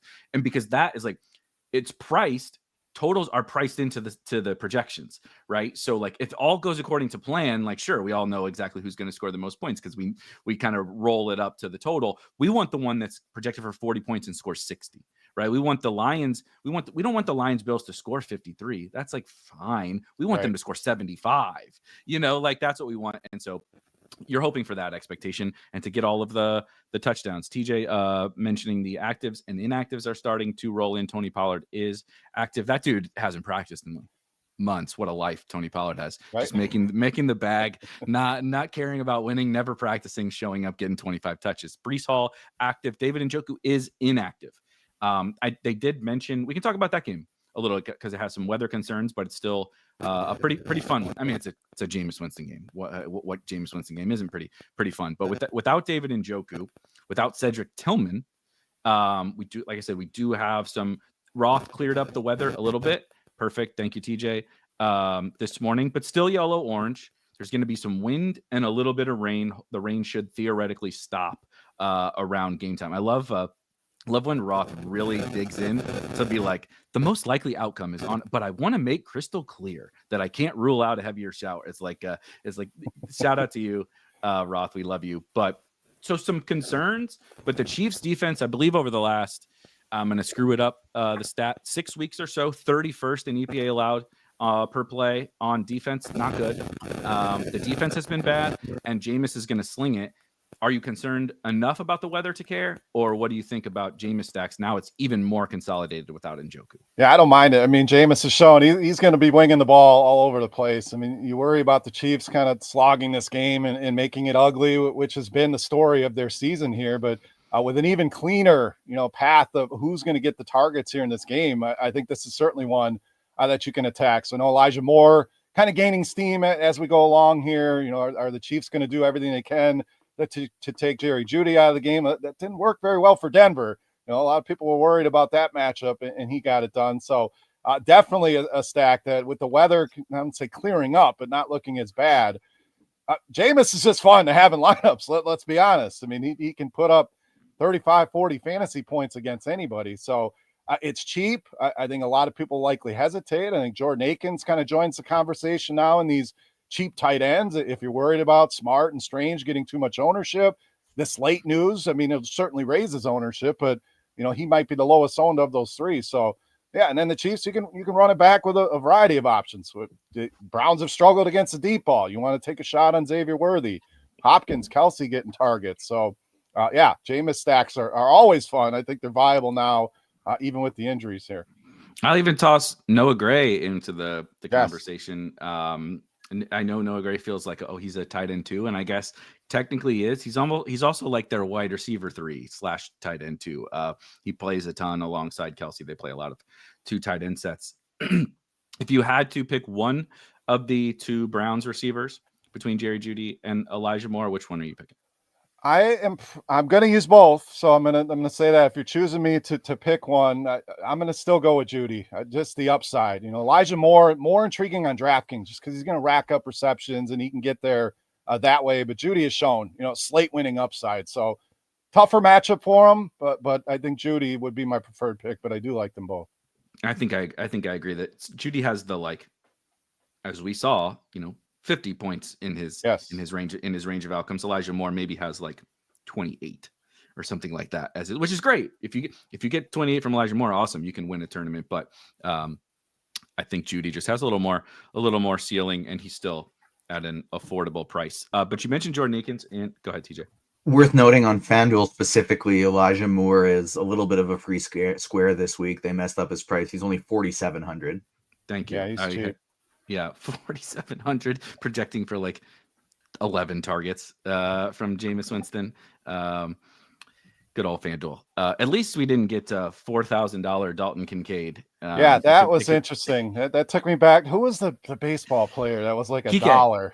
Yeah. Kike, $200. They fat fingered. He was supposed to be min price, and he was $200. I believe he went over in that game. So he actually wanted to fade, but he was 90% owned, so he's still in all the tournament winning lineups. That slate, that was hilarious. A good old FanDuel, always keeping us on our toes. Yes, with the pricing. But the question, Brandon asks about Juwan Johnson, and so I'd like to talk about some of the tight ends a little bit with Jordan Akins now opening up. We've mentioned Stone Smart, we've mentioned Brenton Strange. Jeremy Ruckert, right? Like this is like the old school DFS player's wet dream, right? Like just a million of these cheap tight ends. Yep. Brandon wants to know about where Juwan fits in there, but how are you like thinking about, is it as simple as, whatever kind of game I'm stacking or team I'm stacking, I'm putting those in there, or do some of these guys stand out above the rest to you? I mean, I think it's ideal to have it in a game stack just to connect it and feel good about it. But I don't think you have to go that route. It's preferred. But Juwan's interesting. They're down to MVS is their number one receiver here, and it's likely Kamara. We know that, and I think Haener will have enough concerns and questions from the masses that even Kamara, nobody really wants to play him. Haener's going to check the ball down. He could catch. He's one of those running backs I think are very intriguing. So it's not great. The team total's not great when you're running MVS out as your number one. Not great at all. So Juwan Johnson should be involved. Since Taysom went down, he's seeing more targets. Now they will work Foster Moreau in as well. So that's a little bit one of those thorn in the sides like we talked about. I don't want to play Foster Moreau, but he could be enough of a hindrance. But I think Juwan is interesting, and that it's one of those pressure points on the slate. Like if you can get away from these super chalky tight ends, and no one's going to be 40-50%, but and hit on some other names in the same price, I think that's a big lever that you can pull here on this slate. So Juwan is interesting to me. Jordan Akins is interesting to me, especially if their ownership doesn't get out of control, like we're kind of seeing with Smart and Strange. Yeah, it's look, I think Stone Smart might be the best player out of all. I don't know. Juwan is fine. Jeremy Ruckert, we haven't really seen, I guess. Maybe he could be better. But as I just look at the Sims using our tool SimLabs, I love to look at kind of what projected ownership is and what optimal rates are and see the difference, right? And a lot of the times, as you would expect, the super duper highest owned guys are often very over owned in DFS, but that doesn't mean you don't play them, because if they, like Chuba Hubbard, for example, right, is projecting to be the highest owned player on the slate. So he's quite over owned, but he still has an optimal rate of like 26%. So like a quarter of the time, he's still going to be optimal. It's just, he's not going to be optimal 36% of the time, which is what his ownership is. So it doesn't mean must fade. I'm not trying to say any of that, but the tight end stuff is pretty interesting because all of the kind of positive leverage tight ends are none of the like chalky news punty guys or whatever. Yep. There is no Stone Smart is the most over owned tight end. Brenton Strange is up there, right? But then we get into some of these other guys. We haven't mentioned Sam Laporta. We did talk about that game, but how do you get maybe some access to that game with a mid-tier tight end, right? I think people like to spend up or they like to punt, and you get the 4K-ish guys that go a little bit overlooked. And we talked about Noah Gray, but Nick asks about Noah Gray and Kelsey. He says with them having the best matchups amongst I will say, I wouldn't go so far as to say they have the best matchup, because Cleveland gives out big plays like it's candy on Halloween. So Xavier Worthy is in that discussion for best matchup for sure. But I think Noah Gray is right in that mix. I think Travis Kelce is right in that mix amongst all these tight ends. Just another position with like a boatload of plays that you can target on this slate. Anybody else that we haven't talked about at the tight end position specifically? Zach Ertz. Oh yeah. The worry with Ertz, never going to give you a ton of upside, but Noah Brown is out. Austin Eckler is not there. I mean, so all the targets cannot go to Terry McLaurin. Maybe they do. I mean, I like Terry McLaurin today as well. That could be another big play wide receiver with some big time upside. But Ertz is seeing so many targets in this offense, and it's a middling matchup against the Saints, but that's another guy that we talked about in that middle range. Nobody's going to want to go there. I can go cheap. I can double stack it cheap. I can go McBride and Smart. I think you're going to see a lot of 2 tight end lineups, and not saying you can't go that route, but maybe you do it with some of these guys that aren't as owned, and still save yourself some money, open up a stack that you want to build, but get off some of that ownership here. So Ertz is a guy I really like at 4K, feels underpriced, and just seeing too many targets to be that cheap. One last one I want to ask you about. Donnie does mention nobody playing Mark Andrews. I want to do that game next. Well, one team. I don't want to do that game. I particularly only care about one team in that game. But it was funny. We joined a couple minutes before we get added to the show. And so I apologize for not remembering your name. Somebody in chat said, who does Erik like today? I bet he likes Tommy DeVito. So I clearly have a type and have established that I love our good friend Blender, the vomit stacks, right? But I don't. So I just want to get that out of the way. We're not going to be talking anymore after this moment about Tommy DeVito, but George Pickens is out. Not a great matchup for Pittsburgh. Not super excited for their offense, but theoretically, somebody has to catch some passes, and we're not excited for Van Jefferson and Mike Williams and stuff. What about Pat Freiermuth at tight end? Interesting. I mean, he showed last week. They're going to look for him. Wasn't over the moon with targets and production, but what Pickens is just a big domino missing out of that lineup. So he is certainly interesting as well in that mid range. Again, not my favorite tight end. I prefer Ertz, but I do like the Freiermuth call, and this just shows you the depth of this position is. You don't have to play into the chalk here. You can go a lot of different ways and get different. So, that game could, we're expecting it to kind of be ugly, low total. We didn't really talk about it, but what if these two teams end up going back and forth? It's two offenses that have shown they can put points on the board. So, Freiermuth ends up being the top pass catcher for Russell Wilson. I think it makes a lot of sense. A great segue into some running backs. We will keep bringing your questions. You have games that we missed, stacks that you're interested in, wide receivers, tight ends, what have you. Please keep them coming to the chat. I'll make sure and hit as many as we can. Ruskin, we did talk about Laporta. Definitely like Laporta. I mean, yes. You're going to ask a lot of questions about certain guys, and we're going to be like, yeah, I like them. Like it's a hard slate if you're like building one team because so many of these guys are in play. Steve asks, is Jordan Akins going to be over 25% on DraftKings? No, there's just too many. Maybe on a different week where we didn't there's 5 tight ends that are like 3K and below that are stepping into study. None of them. I think Stone Smart's going to be the highest, right? Then, but I don't think anybody's going to get to be, sometimes we do see that, right? I mean, Davis Allen week. Remember, did he have a catch in Davis I think Allen he baggled that week. Pretty sure. Like 40% or whatever. And then me, super sharp guy, instead of pivoting to Taysom when he scores 50, I pivoted to AJ Barner, who, those 2.7 points, I really gained a lot on the Davis Allen teams, but let's not bring up the Taysom. I think I played Taysom every week until that week, and I'm like, let me go a different route, and then he was the guy you needed.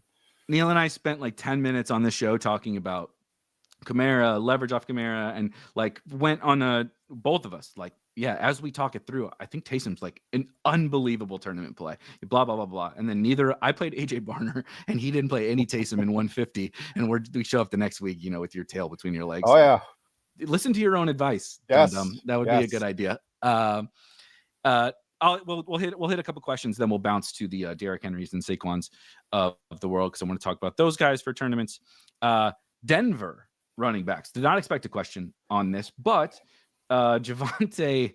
What a weird year for Javonte. Been pretty ineffective, and Jaleel McLaughlin did start to get before the bye a good lion's share of that. I think it's tough on this slate with the strength of running backs, but do you have any interest in the McLaughlin or Javonte bounce back? I am not going there personally, but I get the intrigue. And McLaughlin did look good in that last game. He can catch passes.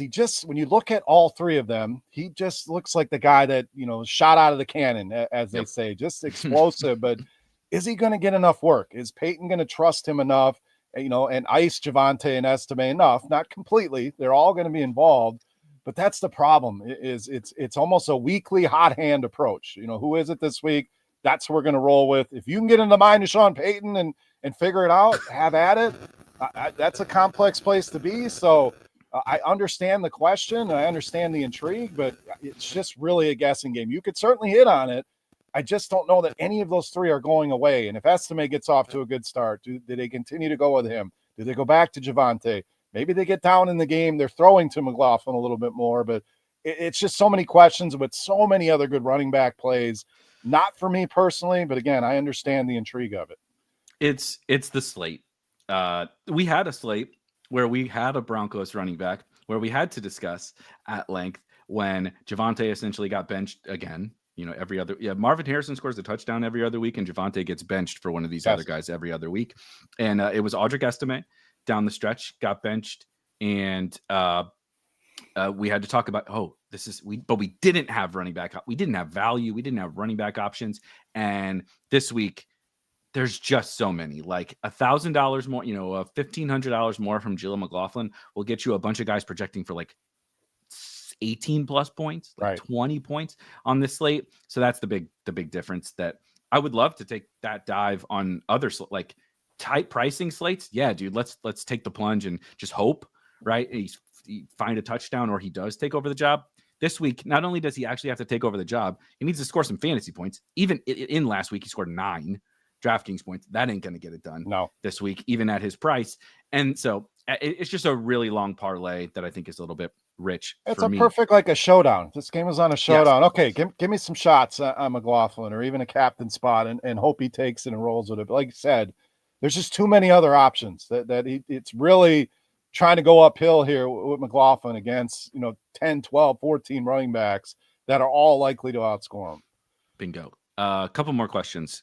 Kid Catastrophe. We did talk about the Lions-Bills game as I think our first game stack that we're both super interested in. But what's your preference on stacking that one up? Are you going to make sure you get Allen, or, are you okay with Goff? Like, is it Amari? Is it Shakir? Right? Like, what's your kind of preference on that game if you are stacking it up in a tournament lineup? Now, let me say there's a lot of ways you can go here, obviously. So I'm going to give you my preferred stack, but I think either side is very viable. The preferred way to go would be Josh Allen. I do love Amari. I think he's underpriced, either with the Shakir or Kincaid. I'm not sure if he's active. I know everything was pointing in that direction, but I think that with some cheaper receivers, and then you pick a Lions running back or even both. I don't hate lineups with both Montgomery and Gibbs, and you hope it's one of those games that they both find the box twice, and you can flip it the other way.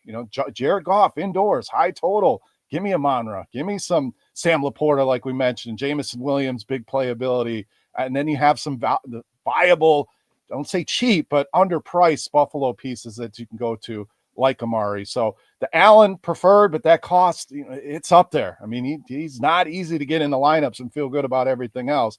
That's the preferred way to go. But the Goff, couple pass catchers, run it back with an Amari, that's probably a little bit easier to fit in the lineup. So just the ownership, again, very, very shocking on this game. So just keep an eye on that. Try to build those stacks, see what they look like. I think they're possible to get done, and surprised to see a total that high going this low owned. So absolutely love that game. It's crazy. Lions games are other than a Thanksgiving slate. Lions games are often, they have 2 backs. So nobody, is it a Gibbs week or is it a Montgomery week? Spoiler, every week is both. Yes. For anybody that's, we're to week 15 now, they both get like 15 plus every single week. And you just need to hope for the 3 touchdown Monty game or the 3 touchdown Gibbs game. I actually put as my favorite correlation on this slate in the expert survey, Josh Allen to Amari Cooper with Amon-Ra on the opposite side. I love the running backs too, but if Josh Allen and Amari are going to have that big game and really push the Lions, it's totally, this is the Rodgers level narrative based type thing. It's not necessarily based in a ton of data and facts. It's like when the Lions get into these crazy games against these awesome teams that they know are going to score points, these are just the Amon-Ra games. I love JMO, I love Laporta, but when the going gets tough, and especially against a Bills team that's going to play a bunch of zone that'll allow Amon-Ra to just find the cracks in the zone, and Goff looks to him. It's just the 12 catch Amon-Ra game, right? I don't have any real, like I said, there's no oh, he's trending up or whatever. It's just it feels like an Amon-Ra game to me. And if it's going to shoot out, I would like Amon-Ra as well. If Josh Allen's going to score a bunch of points, and Amari's my favorite Bill. If he ever gets to a full work, he's getting 14 targets on not that many routes. I know that he's never going to be 100% player. But man, if you just get to 70%, right, we're talking about that. It's not a $5,300 player, basically. Is my point. Are you guys getting to any Isaiah Pacheco in the weather game? His usage seems to be ticking up. What about Pacheco? I haven't thus far. Again, another one. I understand the appeal or ugly weather games. Let's get the running backs in there. It's not a great matchup for him, and it's the workload is ticking up. But is it enough that we want to go there in comparison to some of these other running backs? So I'm not getting there. I don't know your thoughts on this. I think the way you attack Cleveland is the deep balls, it is the passing attack, rather than going with the running game. So I'm not getting there, but another spot that I understand why people are asking about it. I get it.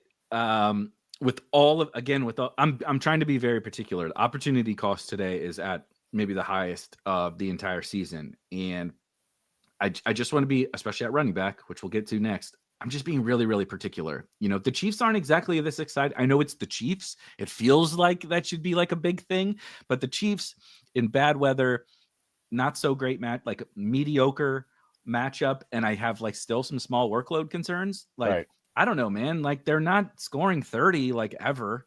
So like, is today the day that they're going to do it? I know he'll get some work, but a lot of guys are going to get work. Right. Like we've talked about a bunch of running backs and we haven't even broke down the position fully yet. So TJ brings up a good point. You stack Winston, that might indicate, okay, Pacheco's getting the touchdowns. It's forcing Cleveland to go to the air. That's a stack that tells a story. That would probably be the scenario that I would use him in, when you're including some Cleveland pass catchers or Winston. But again, there's so many other choices. Could he go off today? Yes. There's so many good running back plays. Would not shock me. He just doesn't project as well. I still have concerns that they're still easing him in. I don't know they're just going to unleash him. They have their eyes on the prize, obviously. So you're still going to see some Kareem Hunt here. So it's thinned, in my opinion. Not off the board, but just tough to pull that trigger today. Yeah, huge favorite now for the bye with the Bills losing last week. The Chiefs are about 75% to get the 1 seed in the AFC. They did this last year, right? Like we don't unleash Kelsey until we absolutely have to. We don't, even Rashee Rice for the first month and a half of the season last year, we didn't realize he was Rashee Rice because he wasn't playing that much. And part of it was a rookie, but like you said, they're trying to win Super Bowls. And as much as that what's sucks, the benefit of them giving Pacheco 25 carries in this? Sure, they want to win if it turns into that kind of game and we're going to lean on our horses, but if not, why run him into the ground when we don't need to? He's still fresh off that injury. So just too many question marks for me. Yep, 100%. And then just quickly before we get into the running backs, if you are playing a Tua stack, is it Tyreek, Waddle, or Jonnu that's your first priority as his stacking partner? I'm going to say Tyreek's the first priority, but I'm very intrigued with all three, especially Jonnu. Again, I know the numbers will scare people away. That's part of the intrigue. Like we mentioned, some pieces missing out of that Houston defense, could open some things back up. The upside he's shown. And at this tight end position, there's going to be a lot of chalk. If I can get a little bit different with a guy with a huge upside like Jonnu Smith, that's certainly of intrigue. But Tyreek would be my favorite there. I second that. Yeah, the Jonnu season is just wild. Here's crazy. His last month. Here's his last month. Now, it was some may call it a luck box. He got home pretty late last week against the Jets, but nonetheless, 13.4 DraftKings points last week, 24.3 against the Packers on 11 targets, 23.7 on 11 targets against the Patriots, and then 31.1 against like that kind of tight end. I know the name. I know like we get all of the concerns, right? Is this a flash in the pan? Like you just don't get that kind of upside at zero ownership. No. And it's still affordable. 5,400 is not like that cost prohibitive. No, he should probably be in the sixes. Let's be honest. He's been that good. He's been the Kelceys, the McBrides of the world this season. So loaned with big upside that he's shown. Just cross out the name and look at the stats. You're like, man, this guy's only 5,400. Of course I want to play him. We've played Kyle Pitts for 3 years, doing less than what Jonnu's done in the last month. Fun fact: Jonnu has scored the same amount of touchdowns, receiving touchdowns, I believe, but it also might be total touchdowns. The same amount of touchdowns in the last 4 games as Trey McBride has in his NFL career. Wow, yeah, that's quite the stat there. It's a much more damning for old Trey McBride, who I did bet. Don't roast me when it misses again. I bet Trey McBride to score a touchdown today. It's got to happen eventually. I mean, come on, you can't get that many targets, and this might even turn into one of them internal team things. All right, we got to get this guy a damn touchdown. Enough is enough. Yeah, he's out here working his ass off and getting all these targets, and he can't. And Michael Wilson is scoring. Like, come on, Kyler, can you get me in the box this week? Exactly. And it's the Patriots, so fingers crossed. Let's do some running backs, and for the last 20 minutes or so, and we'll hit a bunch more questions along the way. But of course, we need to make sure to dive into this just truly insane running back pool. And we talked a little bit about the Dowdles and Chubas and such. So I want to start with the superstars, the 2 best, I guess 3 if we include Mixon, but he projects much worse than those guys this week. The highest projected running back in terms of total fantasy points is not Saquon Barkley this week. it is Derrick Henry. And because he's Derrick Henry and because he's expensive and because the running back position is loaded this week, you're not getting 2% Derrick Henry against the Giants, obviously, but you're also not getting 40% Derrick Henry against the Giants either. And if you crafted the Derrick Henry spot in a lab, right, and you picked it all out, this is it, man. Like, this is the Derrick Henry spot. I'm finding it a little difficult to make teams with him, but I think everybody is, which makes me even more like, I think I got to get me some Derrick Henry today. My favorite play on the slate, Derrick Henry. I mean, and for the reasons you mentioned, it's not easy to do. I think people have questions, and I understand the other side of it. What could go wrong here with Derrick Henry? Well, the Ravens could blitz the hell out of the Giants. It's 28-0 at halftime, and we get Justice Hill in the whole second half, and that certainly could happen. But what if Derrick Henry has 2 or 3 of those touchdowns in the first half, and he already has 30 DraftKings points? So there's always a counter argument to things.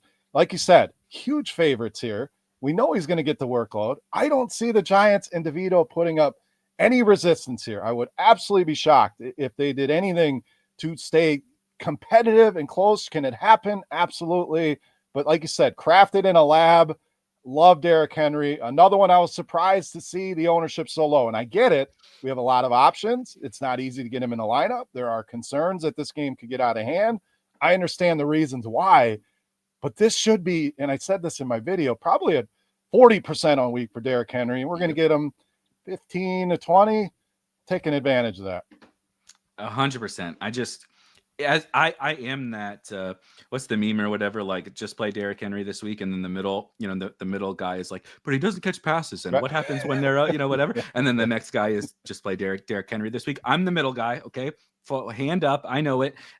He doesn't catch passes, right? He can get game scripted out. He needs to score 2 touchdowns today. He definitely does. It's just, it is what it does. He score 1, 2, or 3 is essentially like, I mean, he's scoring. Okay. Let's just get that out of the way. Derrick Henry scoring a touchdown today. I would be shocked if his props are at 100, 101 rushing yards. I mean, that tells you right there, okay, most likely to get 100 yards. Touchdown props are through the roof. I got to look up his 2 touchdown props. Sometimes that can be a good indicator, but definitely finding the end zone. I would find it hard to believe that he doesn't. So 100%.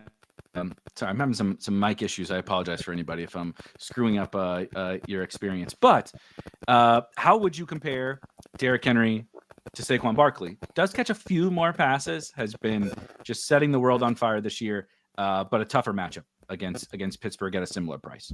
He has shown he can get it done in any matchup. So yes, it's not ideal, but he's going to get so many touches, and he has that.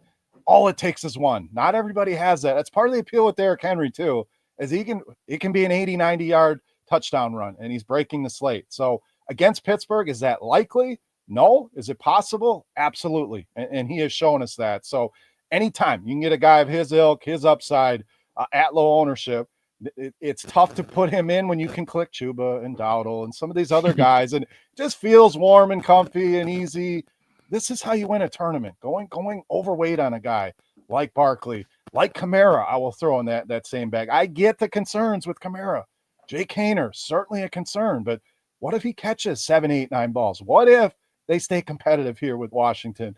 Not out of the range of possibilities here. So Kamara, Barkley, I kind of grouped together. Big upside, have shown they can get it done. Can it go bad? Can it go south?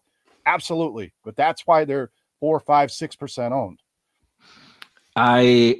Would you lump Mixon into that as well? Achane into that, just to hit a couple of these last like elite running backs? Yeah, I think that the outlook is probably rosier for those two. Like that game could shoot out. Like, there's pasture. The matchups are not as daunting. That's certainly part of it. But yeah, they could fit into that too. Just when there's so many running backs, some people are going to go overlooked and get squeezed out.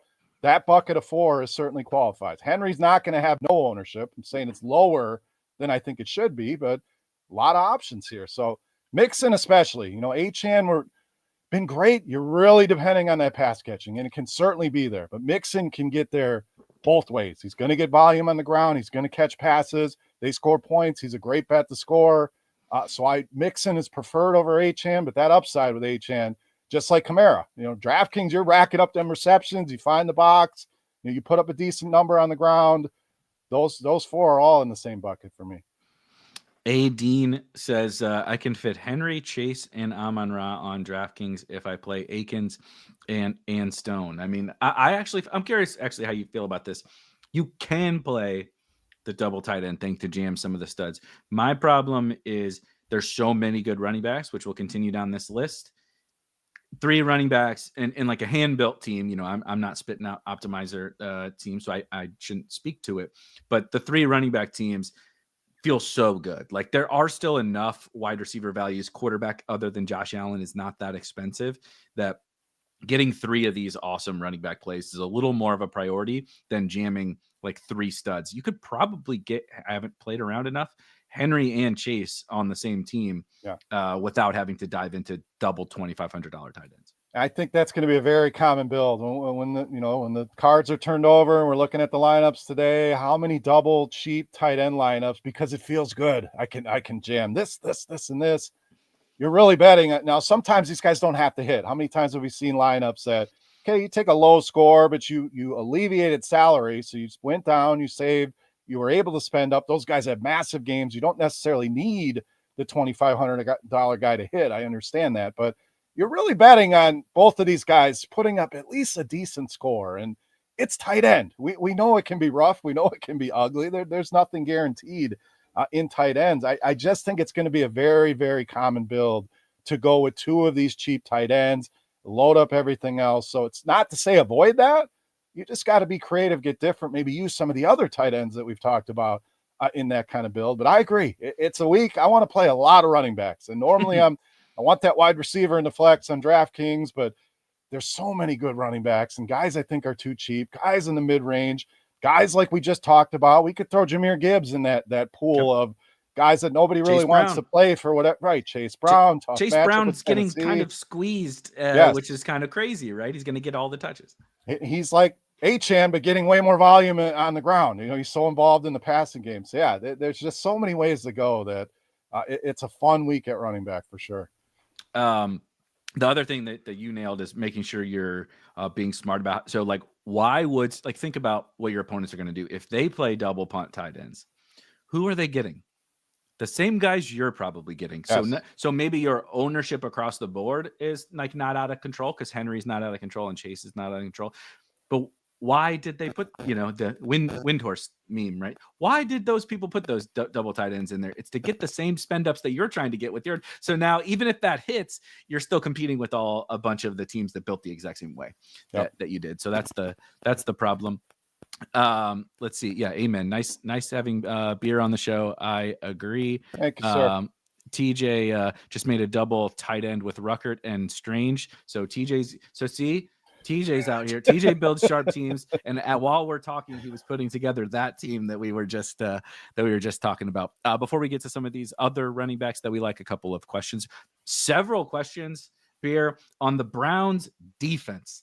They are 2,200 on DraftKings, so I get it. They are currently in my lineup, and now I'm second guessing it as there were like 14 messages about it. But I think they're going to be pretty popular. But weather, blah, blah, blah. Chiefs haven't been that great. What do you think about the Browns? And do we need to pivot off of them if they do get to be pretty popular? They were in my first initial build as well. And I'm having the same questions of, do I want to roll into ownership here on the Browns defense? I think it's a matter of looking at your lineup as a whole. How do things look? Do I have a lot of chalk in this lineup?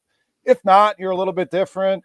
I think it's okay to leave them. I generally don't love playing the highest owned defenses. There's just so much, variability at that position that I don't think you have to, but if you're creative at some other spots and have some lower owned plays, it just helps open some things up. Or maybe people are, using that tight end to open things up. You're using that defense to open some things up. So I get it. I'm on them as well, but I'm going to keep an eye on that ownership as well. Me too. I think that's like, I'm a little bit honed in on what I want to do. Not 100%, but as I mentioned, I'm really into the Rodgers. Has his Netflix special been released yet? Maybe this will also. I think it's coming soon. Yeah. So see, this is like the pre-release of a trailer, right? This is the pre-trailer. This is everybody come watch my Enigma. What a hilarious name for an Aaron Rodgers. To this guy, I'm just so sick of this guy. Like just go away. Go disappear in one of these forests that you like to be in, and whatever the hell you like to do, and get off my TV. I love what he did for my Packers, but damn, enough is enough.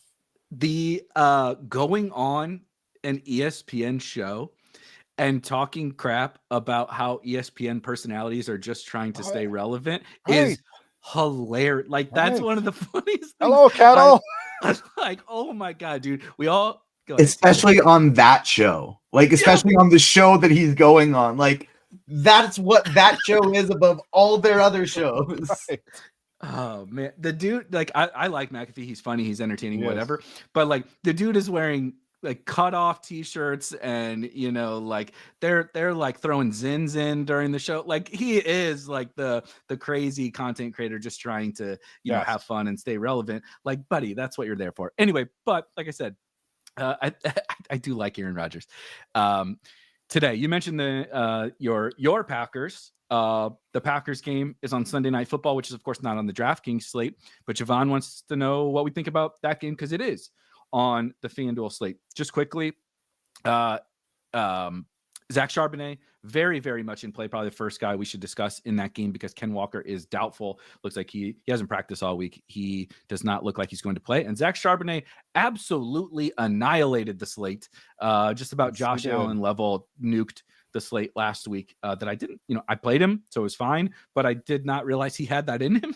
You know, I apologize, Zach. I did not realize that you had that in your game. But what do you think about your Packers against Seattle tonight? Well, I mean, last week with Charbonnet was just so cheap. You know, if instead of 4,800, what if he's 5,800? Still gets played, but maybe not to the level that 4,800 just stood out like a sore thumb. So he did look good, though. We've always had this intrigue with him and the old debate of which running back is better. You know, you have your Sharps camp, you have your Ken Walker camp, and I don't think we've seen either of them put up a game like that in their career. So he is of interest here. The rest of that game, I know that has appeal and it could be a shootout, but I think this could be an uglier game where, nothing really stands out that I want to stack Jordan Love or Geno Smith. Both of these defenses are good enough that I think this one is more of the 2017 type game, a little bit uglier and maybe lower scoring than some of the games we've talked about. So certainly could go back and forth, shoot out, but Charbonnet stands out, no doubt. FanDuel, I think you want some exposure. Put him in that flex spot, have him, to make sure some people still, put him in the wrong spot, but if you're using 3 running backs, but he's probably the only piece in that game. So I don't know how you feel about it, but just feels more of a slog than a game that I want to attack. No, that's exactly it for me. Seattle defense was something we really wanted to attack early in the season. They've really started to figure things out. I think Green Bay is gonna score, but Green Bay is like the opposite of everything we talked about today in terms of the things we want to target, the reasons why we like some of these like pass game stacks or even just offensive environments is great matchup. And Seattle's like at best mediocre matchup. And I don't have the slightest goddamn idea who is going to get the ball amongst the Packers wide receivers. Like Tucker Kraft, I think would be fine if he ends up as your tight end or something, last guy in type situation, have a Kraft and a Sharps team or whatever. Like, cool. I think that's fine. But like, I mean, I thought Jaden Reed was awesome for last year and for the first 6 weeks of this year. And I never thought a 0 was in his range of outcomes. Like, I just assumed he'd get some kind of manufactured touches. And so I just, I don't know. Christian Watson could catch a long one. I just don't have much. There's just again, opportunity cost. And so those guys like match the guessing game is the toughest part of that. So you could throw darts. Hopefully you hit like we talked about with the Denver running backs, but just don't think it's necessary. Totally agree. Some more of these running backs. This is more. We'll close it out with kind of some of these chalkier, the range that everybody feels is good, right? Like you may love Henry, but you don't love the price. You may love Jamar Chase, but you don't love the price, et cetera, et cetera. There's one spot on this slate that everybody has a different flavor, right? We go to Baskin Robbins. You like something different than I like, but we all like it. We're all excited when we walk out of there. That's this from Tony. Let's just call it Tony Pollard because we talked about the Lions. Or 6,700 on DraftKings, Tony Pollard on down to. Oh, I don't know. Some folks were asking about Tyrone Tracy. It looks like we're going to get Bucky Irving, so Rashad White is not so appealing. But this 6K range of running backs, how are you racking and stacking them Do you still prefer like the chalkier ones and then doing some things like you talked about, getting a little different with your pass game stacks? Or are you willing to get into maybe some of the lesser owned guys here in this range? I think you can go both routes. Chuba Hubbard's hard not to want to play here today, just from what we've seen in any game script, any conditions, any matchup. He's just so involved in it. So if I'm playing cash games, that's the first guy I'm putting into my lineup. Now, when I'm playing tournaments, it's not to say you can't play into that ownership, but you're going to have to, again, get a little bit different. Maybe don't use the too cheap tight end build. Maybe go with a jet stack, something that they're Washington or something people aren't talking about. So there's always ways. People have this misconception that chalk, bad, avoid, play low-owned guy. We saw last week. You had to have Charbonnet and Garendo pretty much to do any damage. So if there's one spot where chalk is not something you have to avoid, it's certainly the running backs. They're chalk for a reason. So I think he's a phenomenal play. We talked about Dowdle on the other side. I really like James Conner today in this matchup. Huge team total, home favorite, checks all the boxes. Not a tough matchup with New England here. Pollard's interesting, just being name active here. So early builders didn't get to him. Not as clean of a path with Spears there, but still getting a ton of volume. So so many ways. But Chuba is certainly one. I get the ownership. I'll have him in some. I'll avoid him in others. But he stands out amongst the crowd. And I really like James Conner here today as well. That's exactly how I feel. If I had to rank them, like how I feel most not comfortable, because that's generally ownership related. But Chuba is just sometimes, like you said, despite the fact that they're very chalky, like there's just so little path to failure. Now, is he going to break the slate? I don't know. None of us know. He's going to need 102 or whatever to do that. But like, he's going to catch passes. The matchup is almost as good as it gets. He's never going to leave the field. Like, he projects for the most work on the whole slate at running back in a good matchup. And the Carolina offense is fine. They're scoring points on the Eagles. Like, the dude had 100 total yards against the Eagles. What's he going to do to the Cowboys? Like, it's just tough. I'm probably going to play him. I like him better than Dowdle as an example. If I was saying I don't want to play both the running backs in that game, I prefer Chuba to Dowdle, and a pivot at that. I love James Conner. He's probably my favorite tournament. Him and Henry, James Conner and Derrick Henry is my favorite tournament running backs. But I also want to toss Brian Robinson in there. We talked about the Washington situation. I mean, Washington is that team that's going to score a whole bunch of points today, but people have the Saints concerns, and then there's Robinson isn't Chuba. Like, even though Eckler's out, Chris Rodriguez is going to get to play. We thought it was McNichols, and now it's back to being whatever. Whoever the other running back is going to get to play. And if they do run away with it, B-Rob's not going to play in the fourth quarter. But like, I don't know, man. If the Saints score twice, like, you can get 20 something touches and 100 yards and 2 touchdowns from Brian Robinson for sure in this matchup. And he's the one, again, he's benefiting from injury news like a lot of these guys are, but he's the one that got pushed down the priority order by the field. Yeah, and I think people worry, is he going to catch any passes? That's obviously a concern we have with Derrick Henry, but no, Austin Eckler, I don't think it's out of the range of possibility. I think he can catch passes. We just haven't seen him do it a lot. But you surprised that he has 100 yards and 2 touchdowns in this matchup? Washington gets up big and, just grinds it out, and he's cleaning up at the end. So I prefer the passing game there. I really like Jaden Daniels today. I get the appeal of Kyler and Herbert and saving at the quarterback position, but this guy gives you such a big upside. We mentioned Ertz earlier, but I do like the Robinson call as well. Joe Mixon, another one you brought up earlier, tough matchup. Miami's been good against the run, but he's getting so much volume. So who else? We could go on and talking about running backs. I feel like we've hit on our favorites. We don't want to talk about everybody, but Kamara in that bill, Ramondre. Ramondre is one of those, like, it can go one of two ways. If New England's competitive, he's going to be highly involved. Now, they're 6-point underdogs, could get away from you, but he's under 6,000. Maybe he's a good running back on an Arizona stack. They keep this game close, and Ramondre is a guy that can get you 20, 25 DraftKings points. Yep, I've played Ramondre a couple times this year, and it has hit in big ways and gone very poorly in others, like you mentioned, but that's because of the Patriots. But when it goes right, like a Ramondre with like Kyler McBride, Marv or something is pretty interesting. And you just say, well, what happens when New England actually, storms out to a 10-0 lead or whatever? Like, no one's projecting that, but like, we're not projecting a lot of things. I wasn't projecting Carolina to keep Saquon out of the end zone and almost beat the Eagles last week. It's just the football is funny. Just quickly, because we had a bunch of questions. Any Tyrone Tracy? Tyrone Tracy is an awesome football player. It's just a little tough, I think. If I'm going with some Ravens, maybe he's a run it back. I think we could put Neighbors in that mix too. I like that they're going to get volume. Most likely scenarios, the Ravens are up and the Giants are throwing a ton. And even if it's DeVito, some of these checkdowns and things, he was a former wide receiver, so he's below some of these guys. I would use him if I have a Ravens stack and I want to run it back option. I made sure to let Beer talk about the Giants so that I did not get in trouble.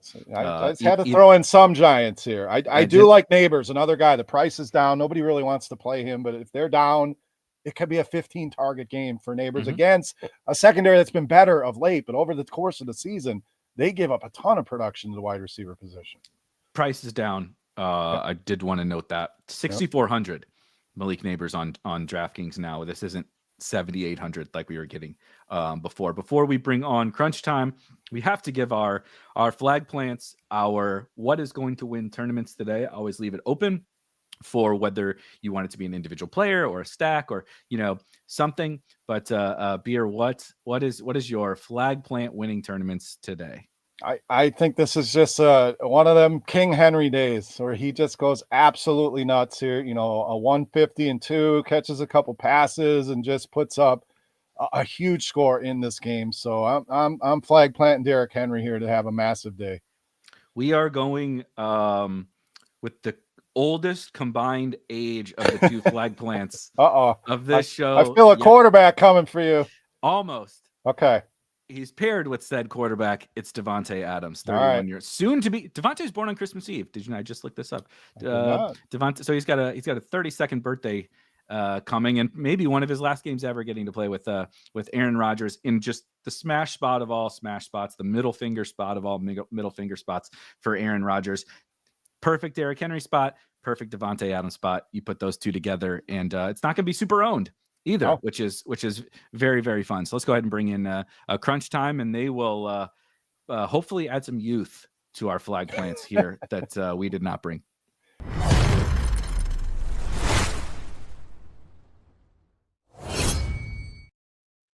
All right, guys. Sorry, I went over a couple minutes, but I haven't got to talk to Beer in a long time. So you guys got to listen to us talk about Aaron Rodgers.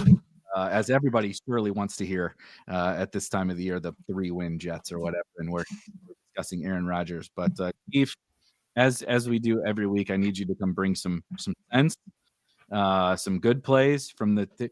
I didn't do Trey McBride again because we're 0 for the season on Trey McBride flag plants, and I've given so many bad plays over the course of the year that we went with like one that I can at least blame Aaron Rodgers if it goes south. So I need you to bring some real actual good takes to this one.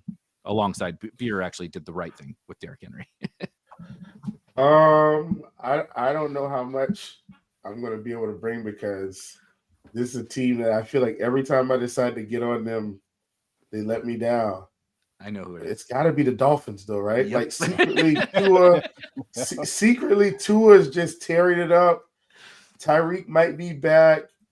Jonnu Smith had a down game last week, which was like 13 fantasy points. Nobody wants to play him. I'm personally rolling out the Tua, Tyreek, Jonnu Smith double stack in all my single entry contests today. I will say I haven't decided on Chuba Hubbard yet. I almost feel like I might have to play him, but I'm seriously entertaining a full Chuba fade for a Chase Brown. And that's kind of my next level of I'm already semi-not chalky. If I fade Chuba single entry, I'm probably really not chalky. And I think that's the approach I'm going to take this week. Nothing against Chuba. It's a $700 price difference, and I do think that's valuable this week. But if you don't think Cincinnati's going to go in Tennessee and blast the Titans today, I don't know what to tell you. So I I think that's my next level. I think I'm fading Chuba. It's single entry, stacking the Dolphins, double stack, Jonnu, Tyreek with Chase Brown. I think I'm bringing the heat, baby. I love that's what I'm going to do today. Bringing that TJ, heat. You got to see the Chief heat and raise it. I, interestingly enough, was torn between 3 players for this. One of them was Chase Brown. I do got to gloat and think it's fun that arguably the 2 top best running back plays on the slate, Chuba Hubbard and Chase Brown, 2 Canadians. So shout out to Canada. Oh, God. But I'm going with Brian Robinson. I think he's breaking the slate today, 150 yards, 2 touchdowns. Love it. This is fun. It's one of those weeks where we all agree. We waxed poetic about the Dolphins. We waxed poetic about some of these other running backs. So we're gonna find out if whoever the Rico Dowdle, Chuba, T Higgins team just shoves it down our throat here in about an hour and a half. All right. Well, Beer and I got to get out of here. These guys got you any questions that we Beer, good to see you, brother. Been a while, but good to see you, Chief. Always good. And listen, man. I feel like I'm one of the only people that's been on the Aaron Rodgers falling off a cliff island. Everybody thought I was crazy. I've been talking about this for several years now, and lo and behold, he's been doing absolutely nothing all that time. That's not a gloat. I'm just saying we've talked about this. All that to say, man, if he doesn't get this done against the Jaguars today, we got a real problem. Just fall off the cliff at that point. We're going to be done. Disappear into the mountains, into the woods. We're done with you. I don't want that, but I kind of want that. I'm going to lose money if that happens, but I'll take one for the team. I'll take one for the team. A 9-point game from the Jets today against the Jaguars, and it'll be over. But I'll be broke. But we'll live on. We'll be back next week. All right, guys. Last one before you guys go. I'm out here. You guys get to hang. No. Wait. All right, Chief Scott. One more. We're good. I'm gonna add one to the old man crew. Yes. Now I'm in. Okay, I'm back. Fade Chuba, play Adam Thielen. All right, now yes. Every lineup that doesn't have Chuba, I have Thielen on today. I like it. I like it. Okay. Now look at my dog is like, do you? This is when you walk me. He's like, they know what time it is. Are you playing Bryce with Thielen at all as the mega leverage the Chuba chalk? Oh man, I can't play Bryce. I just can't. My fandom won't let me do it. He's actually having some good games finally, and now it's Dallas. I'm just saying. Get out of here, man. Before it was don't leave. Now it's get the hell out of here. We had to bring up the really disgusting takes for Chief to finally be like, okay, please, enough. That's enough. Enough is enough. All right, guys. Beer, always a pleasure. Absolutely. Miss you, brother. Good luck, guys. Cheers. Good luck, everybody. Great work, as always, by the GPP Final Takes crew. Wonderful job by Erik. Great to have Beer in there, hanging out, chatting this slate. Wonderful job by those guys. Now it is time, though, for NFL Crunch Time. I am TJ. This is Chief. You got us before the main slate. We'll be back this evening for the Sunday night football game. And we got some takes that'll hopefully help you win some money today. I think we should just dive right into position by position here. And then we'll save lots of time for questions, go our favorite stacks and stuff after that. But let's start going position by position here, starting at the quarterback. It's spread out this week. Like, there is not one guy that stands out as the clear, this is the best play in projections.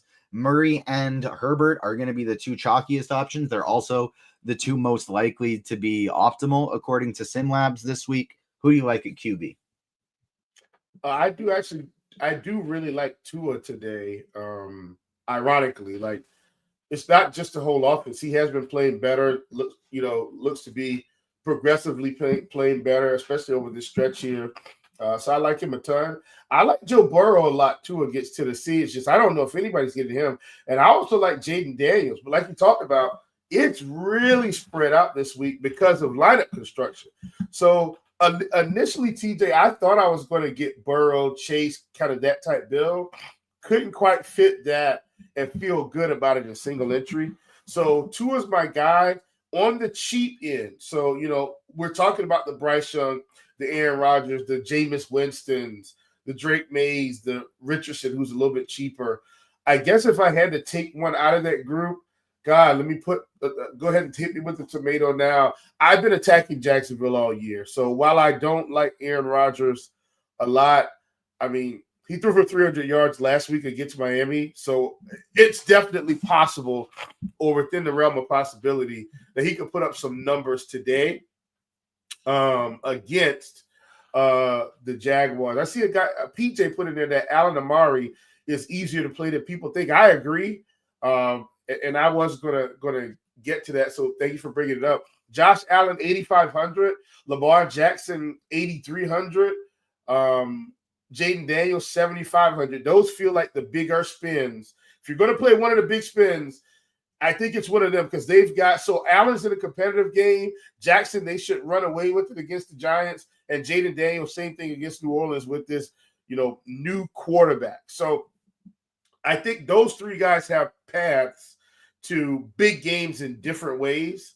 But if I'm just kind of settling in, definitely playing quarterbacks more from the mid-range. That's the Kyler, the Herbert, Tua, even C.J. Stroud.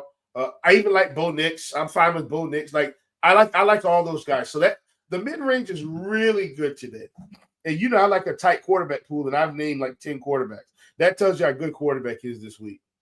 Yeah, exactly. I'm playing a 20 entry max and a 3 entry max. My favorite QB on the slate is Josh Allen. I'm playing him in all 3 of those 3 entry max teams, just different variations.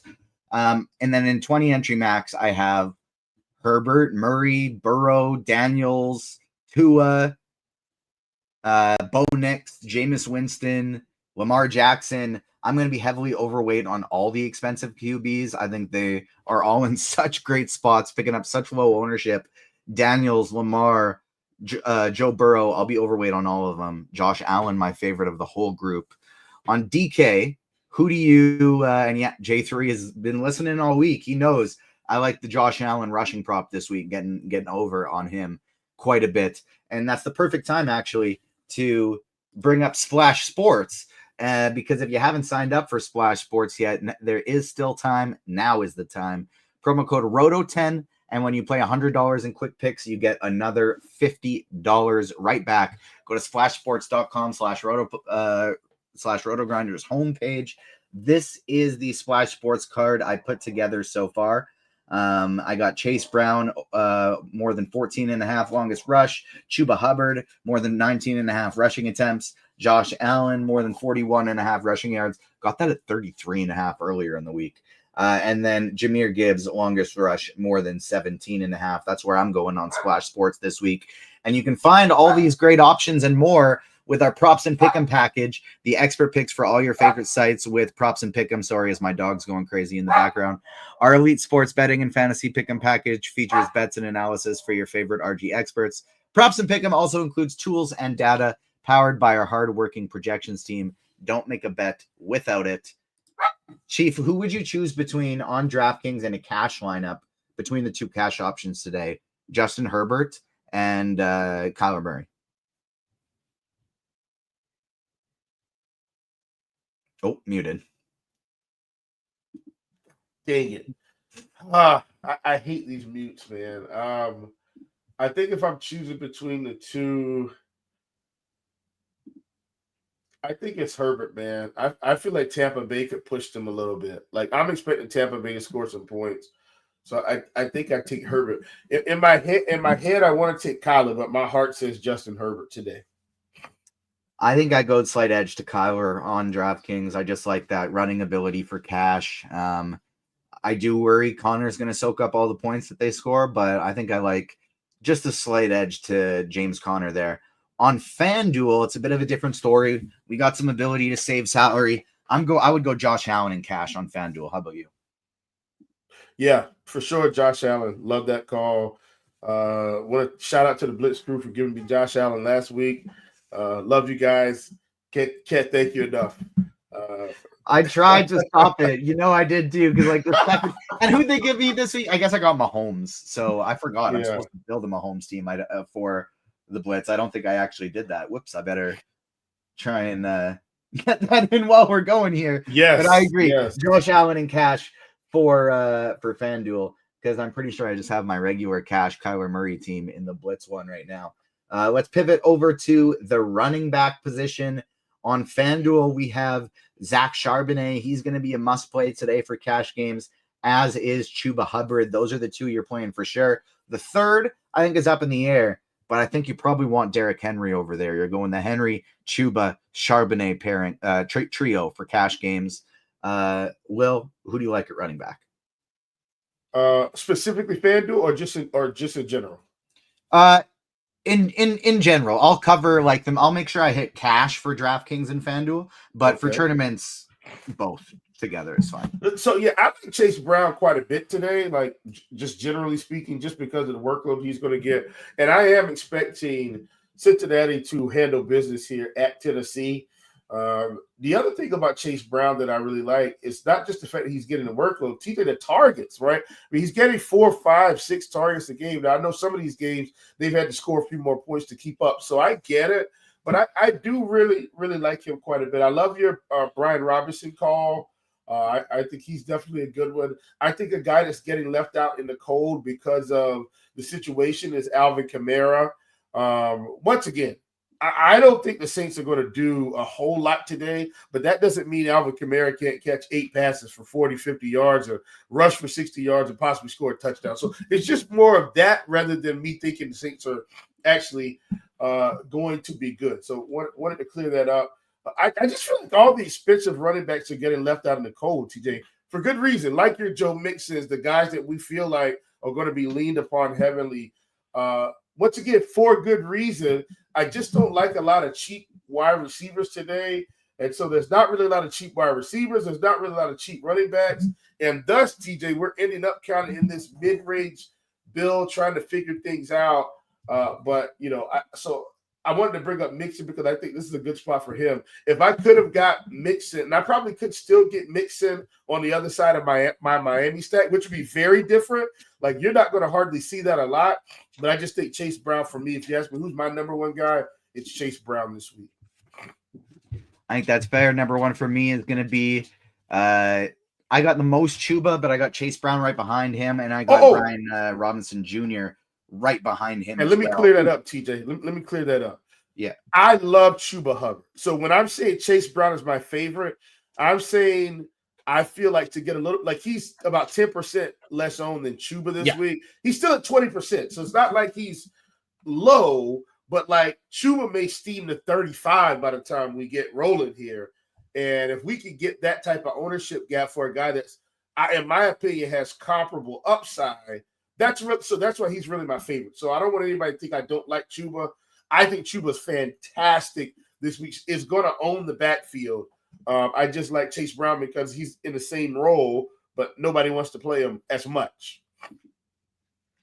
Yep, I think that makes a lot of sense as well. Reminder for cash here, I think you're going Derrick Henry, Chuba Hubbard, and Zach Charbonnet here on FanDuel. Very specific FanDuel play. Charbonnet obviously is in the night game, not available on DraftKings, but on FanDuel, maybe the best option we got over there. On DK for cash, you're definitely playing Chuba Hubbard. I think my favorite options are choosing from Hubbard, Connor, Chase Brown, Brian Robinson, Enrico Dowdle.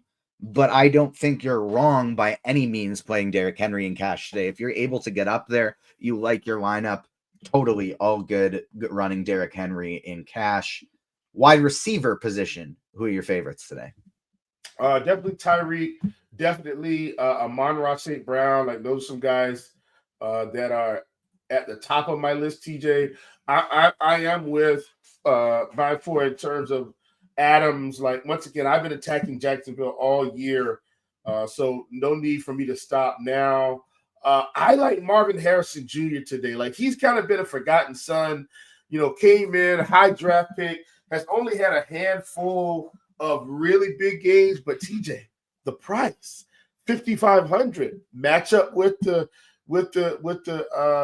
Patriots today. His targets have seemingly gotten a little bit more stable. I think he's had 8 to 12 targets the past couple of weeks. Like, if we could keep seeing that, then the production will come. So at that price, I really like him a ton. So, wanted to mention him. I like Nico Collins on the other side of the Dolphins game, but you got to pay to get him. Very hard to get him in this week, I think, over some of these other guys. And then if they don't limit him, TJ, boy, can the Giants get the ball to Malik Neighbors against this Baltimore pass defense that really hasn't been great? Is Tommy DeVito able to throw the ball at least 3 yards to Neighbors for 15 to 20 times? If so, we could see Neighbors do a little something. So I'm bringing that up because, TJ, we've seen Baltimore get hit through the air all year. Can Tommy DeVito be good enough to just get Neighbors the ball on time? Like, is that possible? I sure hope so. He's 6,400. We've seen him have some big games. So I like him. I've talked about Jamar Chase. I like T. Higgins also. I think that game is a game where we could be there. And then, man, I wish the weather wasn't weird in the Cleveland game, but here's what I will say. We've seen Jameis throw the ball around, and now he's down one of his other primary targets in Njoku. So I think the Cleveland receiving core, TJ, could be really good today. Jared Jeudy is a guy I was high on in best ball, and so that's paid off down the stretch here. How does Elijah Moore shake out of this thing today, right? So I think those couple guys could also be really good if they end up throwing the ball a little bit at the end of the game. Yeah, couldn't agree more there. I like that cheaper range more than spending up for the T. Higgins, McConkeys, even in cash, as SimLabs is saying to do here. I like the Marvin Harrisons, Adam Thielen, Elijah Moore at 5K on DraftKings. Those are some of my favorite options on the slate. And Elijah Moore in particular, somebody we really got to make a note of on FanDuel because he's only 4,700. That's so cheap for a receiver on FanDuel. It's only 200 more than the minimum. So he's the first player you're plugging in on cash games on FanDuel, in my opinion, is a $4,700 Elijah Moore. It's going to be 30% owned, very highly owned, but you're running him over there 100%.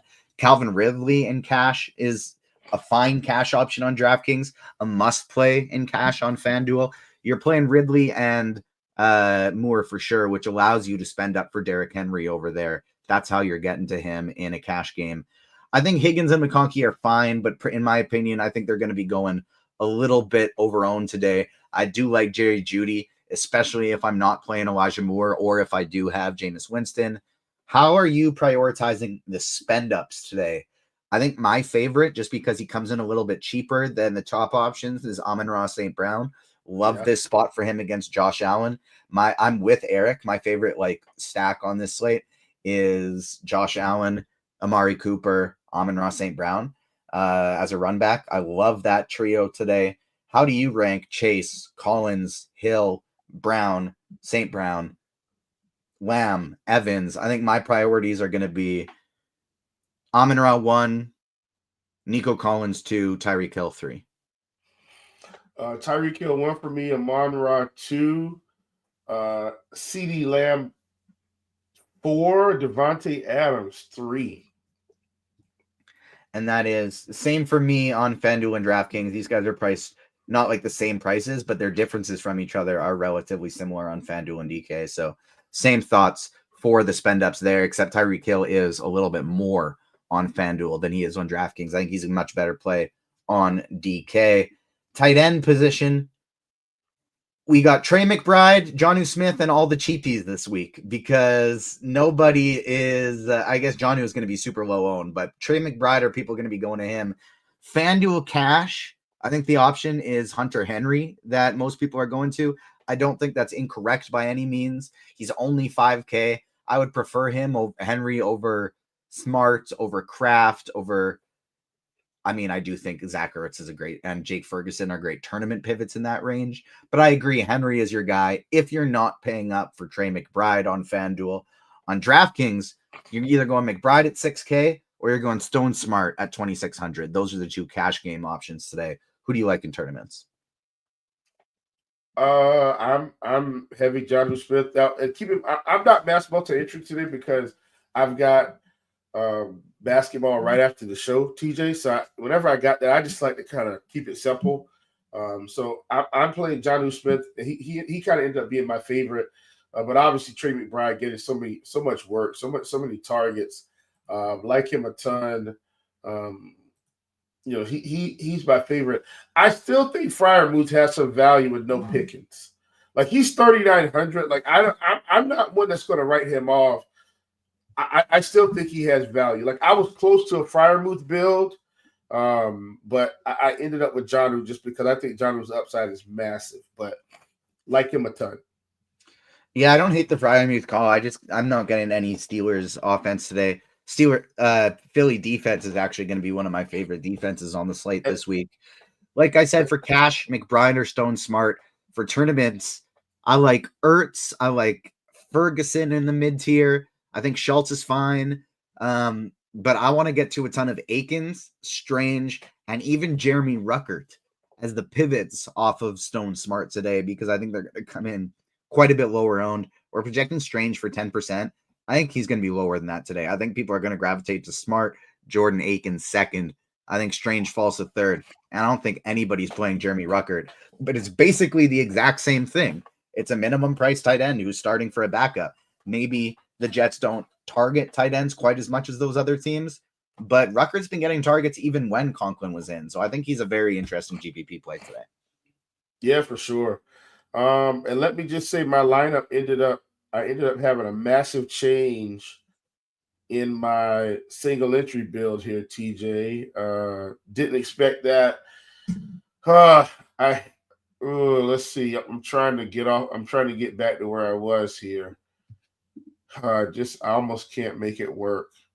And I don't want to play the Giants defense for what it's worth. No, you need that extra 100 because the Browns defense are the play today, I think. Tyler Durbin asking in chat, favorite defense for single entry. Mine are the Browns by far. We got the weather. We got Patrick Mahomes and the Chiefs giving up more sacks than any time in his entire career. Browns defense is going to be my favorite today by a fairly wide margin. I get it. It means I have to go down to. It means I have to play Chuba Hubbard, and I hate it. The lineup's going to be different enough as long as you're double stacking. All right, here we go. Well, you know what? I'm just going to go back to my tried and true defense. I play the Steelers every week. Yeah, I like them as a play a lot as well this week at 2,800. I like the Broncos at 32. If you can get up to Baltimore, I think that's fine, but just a little bit lower, $3,400 Washington Commanders against the Saints, I think are a great defense play today. Steelers, Eagles, Browns, Washington. That's where most of my defenses are coming in today. But again, it's really just whoever fits your lineup. You're not changing things up too aggressively for a defense unless it's Giants, because you don't really want to end up with the Giants defense today.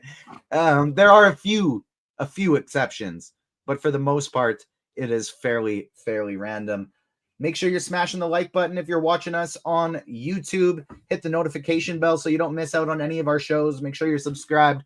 Will and I will be back tonight for Sunday Night Football at 6:40 Eastern time. So make sure you tune in for that one. And I'll start taking some questions now. Get all your questions in for the main slate, afternoon slate, morning slate, whatever it is. You got some season-long questions. That's fine too. We won't hit those till after the DFS questions, but if we run out, I'm all good with season-long questions.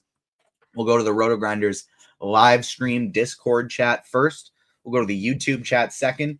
YouTube, smash that like button for us. It helps us a ton and allows us to give you cheaper prices. And DFS is all about value. It's the busiest time in the sports calendar, which means it's the perfect time to sign up for RotoGrinders Combo for limited time. Get your first month of combo access for just $79.99. That's just $5 more than NBA Premium. So if you want NBA, just get Combo because you get all the sports for just $5 more. Don't pass up this great value. As I switch back and delete all these annoying spam comments in the YouTube chat, let's get to some QQs here. FanDuel Cash, Kyler and the Ravens D, or Josh Allen and the Panthers D?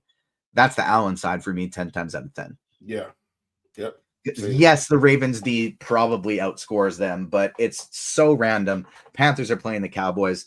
Anybody who can score a defensive touchdown. I definitely don't think you want to sacrifice Josh Allen just for a better defense. Not too many Discord questions. A lot of them more of them in the YouTube chat. So Discord, grab them in there. And in the meantime, I will head to YouTube. What do we got here? Amon-Ra St. Brown or Tyreek Hill straight up today, assuming their quarterback is not either Goff or Tua.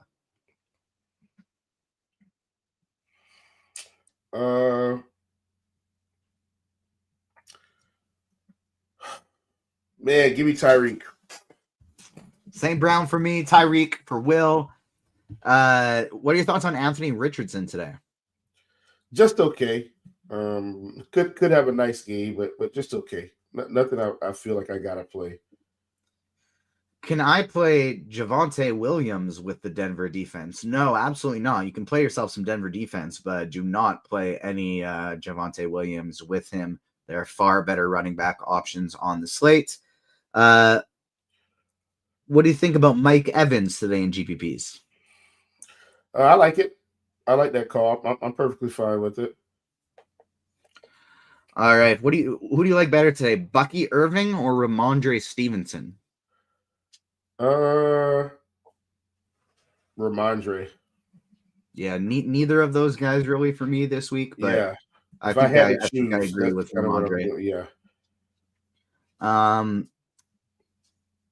People talking about Michael Pittman, Elijah Moore. I like Elijah Moore quite a bit better of those two. DK Large Field, Lad McConkey and Trey McBride, or Devontae Adams and Adam Thielen.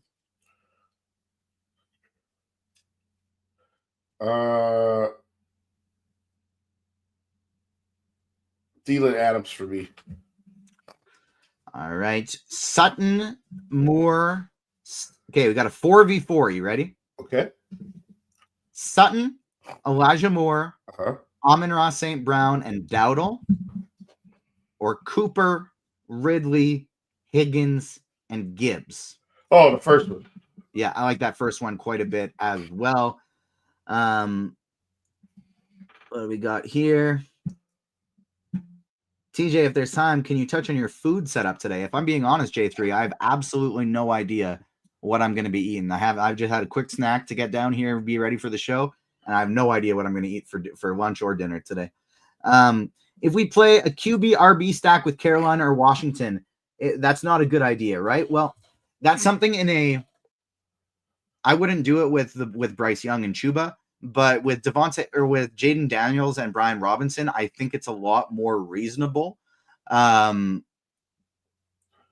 But still, that's only like a small field type of thing for me. I think you sacrifice upside pairing those guys together on this slate. I only really like doing it if somebody is a big time pass catcher like Devon Achane and Tua Tagovailoa. Those are a running back and a receiver and a quarterback that I have no problem at all pairing together this week. Somebody says Jonathan Taylor over Chase Brown. I don't know about that. Brian Robinson or Chuba Hubbard? Chuba. Yeah, unless you like Chuba will be much higher owned. So unless you need to find a way to get different, if you're getting different elsewhere, it's Chuba though. Favorite defense on DraftKings single entry: the Browns, FanDuel Cash, Henry and St. Brown, or McBride and Ridley. Oh, Henry and St. Brown by far. 6,200 last piece. DK Cash already playing with Ridley. They're scared of Judy, which I think is fair. I would play Brian, like if that's the flex position, like you said, Brian Robinson Jr. Or Rico Dowdle to me would be the best option. If this is specifically a receiver position, Judy is still my number one. But what about you? Would you go to Judy, Shakir, Flowers? How are you handling that? I don't mind Shakir. I feel like Buffalo's going to have to throw the ball today, similar to last week. Like this, This is about as close to a Josh Allen back-to-back 30 fantasy point game, I think, as we could get. So I'm fine with those Buffalo receivers. I think you'll have to push it a little bit. Yeah, I like that play quite a bit, especially if you're scared off of the weather. There's nothing wrong going Khalil Shakir there at all. Jets defense, yep, no problem about that. Brenton Strange at tight end. Brenton Strange at tight end is great. I'm on him today. Chargers defense, no problem at all with that. AJ Brown or Joe Mixon on FanDuel? Joe Mixon. Yeah, me too. FanDuel, Cortland Sutton and Rico Dowdle or Ridley and anyone $8,600 and under. So that makes things tough. Which side of that do you like better? The Sutton side. All right. Because I like Sutton way more than I like Ridley, for what it's worth. Mm-hmm. I really like the afternoon slate today. Got to fire a few of those up after a walk. Yeah, it is really nice to have those 5 games today in the afternoon. $4,100 for flex. Last man in on DK. Who would be your favorite $4,100 or less flex play? I feel like I hate that range for what it's worth. I don't really like anyone. Maybe Parker Washington, but it's terrible. Like I don't like that range. We need to get back up to the mid 5Ks. Like you need to be trying to get back up to Amari Cooper or Elijah Moore. Like that's what I would be trying to do in that case. I honestly think I would go Zach Ertz or Jake Ferguson. That's probably where fair I enough. Would go in there. Because I think Ferguson's 38, right? Yeah. And then Ertz is 4K. Shout out to Dadon201. He just subscribed. Do we show our favorite picks at the end of the show or throughout? So for this one, we had the crunch time beginning at 12:15 Eastern time. We go through all of our favorite plays position by position first, and then we end the show going questions from the chat, QQs from Discord and from YouTube. So if you're just tuning in, you haven't heard our favorite plays, you can just go back. You can rewind a little bit, and we go through position by position all of our favorite plays on the slate. If you have any specifics, get your question in. We'll answer it right now. 5,500 in the flex on DraftKings. Marvin Harrison Jr. or Adam Thielen. To me, that's Thielen if you are not playing Chuba Hubbard, and if you are, I would go Marvin Harrison. Yep, like that a ton. FanDuel Cash, Thielen and Waddle, or Elijah Moore and Brian Thomas. As much as I like the Thielen and Waddle side for tournaments for cash, that is Moore and Thomas. FanDuel Cash, Adams, Ridley, and Browns D, or Sutton, Thomas, and Carolina D. Adams, that's tough. Ridley, I think you want Adams, Ridley, and Ridley in cash, but I think I like the other side better. No, repeat that first part. Adams and Ridley, or Sutton and Thomas. Oh, okay. Oh man, I think I actually like Adams Thomas the best, believe it or not. But I'm not as high on Ridley, I think, as everybody else. He is only 6K on FanDuel, so he is kind of like the de facto cash game play. So I think that's probably why I'd go that side. Yeah. What else do we got here? Who wins today? Straight up, Dallas or Carolina? Going with the Panthers, which means we're probably going to lose.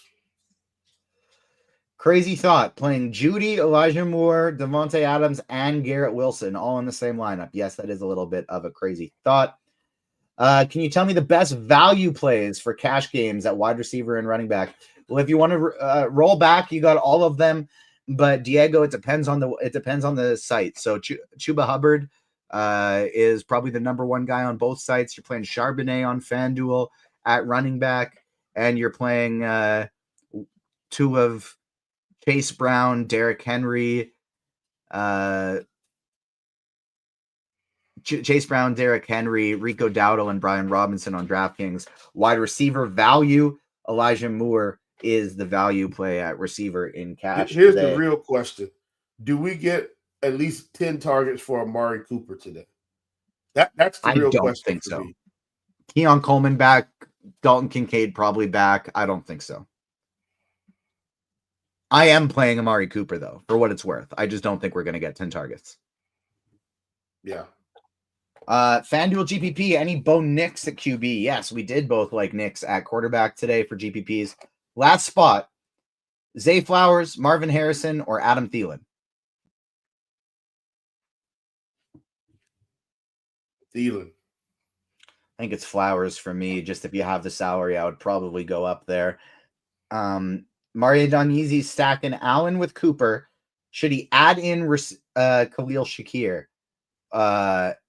I do think if I have that salary remaining, I'm totally good double stacking and throwing in Shakir. I wouldn't force it, but if you have that salary there, I would pick Shakir over Judy or Flowers in that range if Allen's my quarterback. Is Ertz and Brian Robinson in the same lineup okay? Not super ideal, but I think it is totally fine on a slate like this where they're probably going to score a ton of points. FanDuel single entry, Adams, Moore, and Brian Robinson, or Ridley, Cooper, and Gibbs? Adams, Moore, Brian Robinson, Ridley, Cooper, Gibbs. I'm going Adams, Moore, Brian Robinson. Would you fade T. Higgins in cash because of the weather? No. I'm fine with not playing Higgins in cash, but the weather wouldn't be the thing that scares me off. FanDuel cash, Marvin Harrison Jr. or Jalen Waddle? Harrison Jr. Josh Palmer or Keon Coleman? Ideally neither, but who are you choosing there? Man.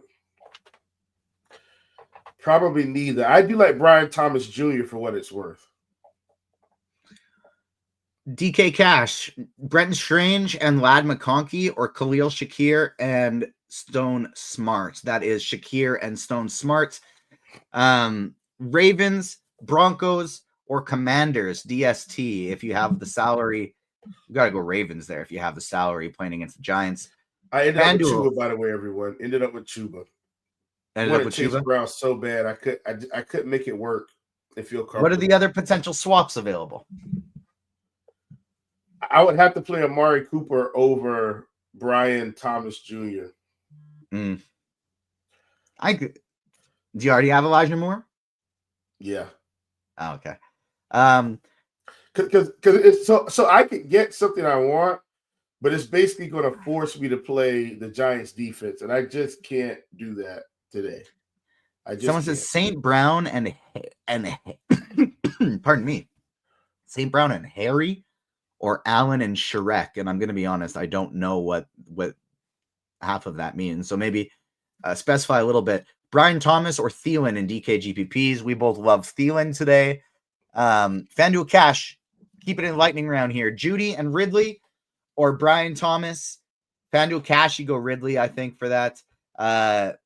DK single entry, large field, Ramondre, Pacheco, Marvin Harrison. Ramondre or Pacheco today. Marvin Harrison is already in the lineup. Ramondre or Pacheco. I think I go Pacheco. I can't. Ramondre, man. Jeez. FanDuel Cash, Judy and Ridley or Thomas and Thielen. I think it's Judy Ridley. Yeah. How about some plums plays? We gave them out at the beginning of the show when we crossed over. So our favorite GPP plays, slate breakers. For me, it's Brian Thomas. For Will, it is the Tua Tagovailoa double stack. Any love for Devonta Smith on DraftKings? Viable. Don't think I'm getting there. We got 1 minute left to lock. Get your lineups in. FanDuel Cash, 300 left to upgrade. Kyler, Ridley, and Panthers defense or stay put. I would upgrade the Panthers defense, probably get it up to the Steelers, I think would be who I'd want to go with there. Chief, Braylon Allen or Jordan Addison in season long? That's Jordan Addison, right? Yep. Would you play Adam Thielen with Chuba Hubbard today? You okay playing both of them? I actually have it. I have that. I'm totally okay with that as well. Shakir or Metcalf? Shakir. Thoughts on Breece Hall? No, can't do Breece Hall today. We don't know if he's going to have the full workload. And we have so many great running backs today. Jamar Chase or Amon-Ra St. Brown, FanDuel GPP. Jamar Chase. Season long, Thielen or Shakir? Shakir. Season long, Kamara or McConkey?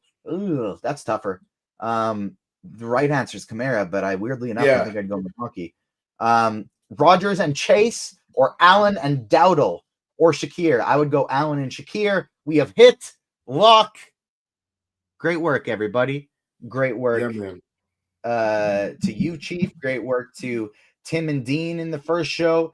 To Erik and Beer in the next one. Chief and I will be back at 6:40 p.m. Eastern time to talk about tonight's game, the Seahawks and the Packers. So make sure you join us for that one. If you haven't done so already, smash that like button if you're watching us on YouTube. Subscribe, hit the notification bell. Help us battle that YouTube algorithm. Thank you so much for tuning in. Good luck, everyone. On behalf of myself and Chief, we will see you next time. Peace, everybody.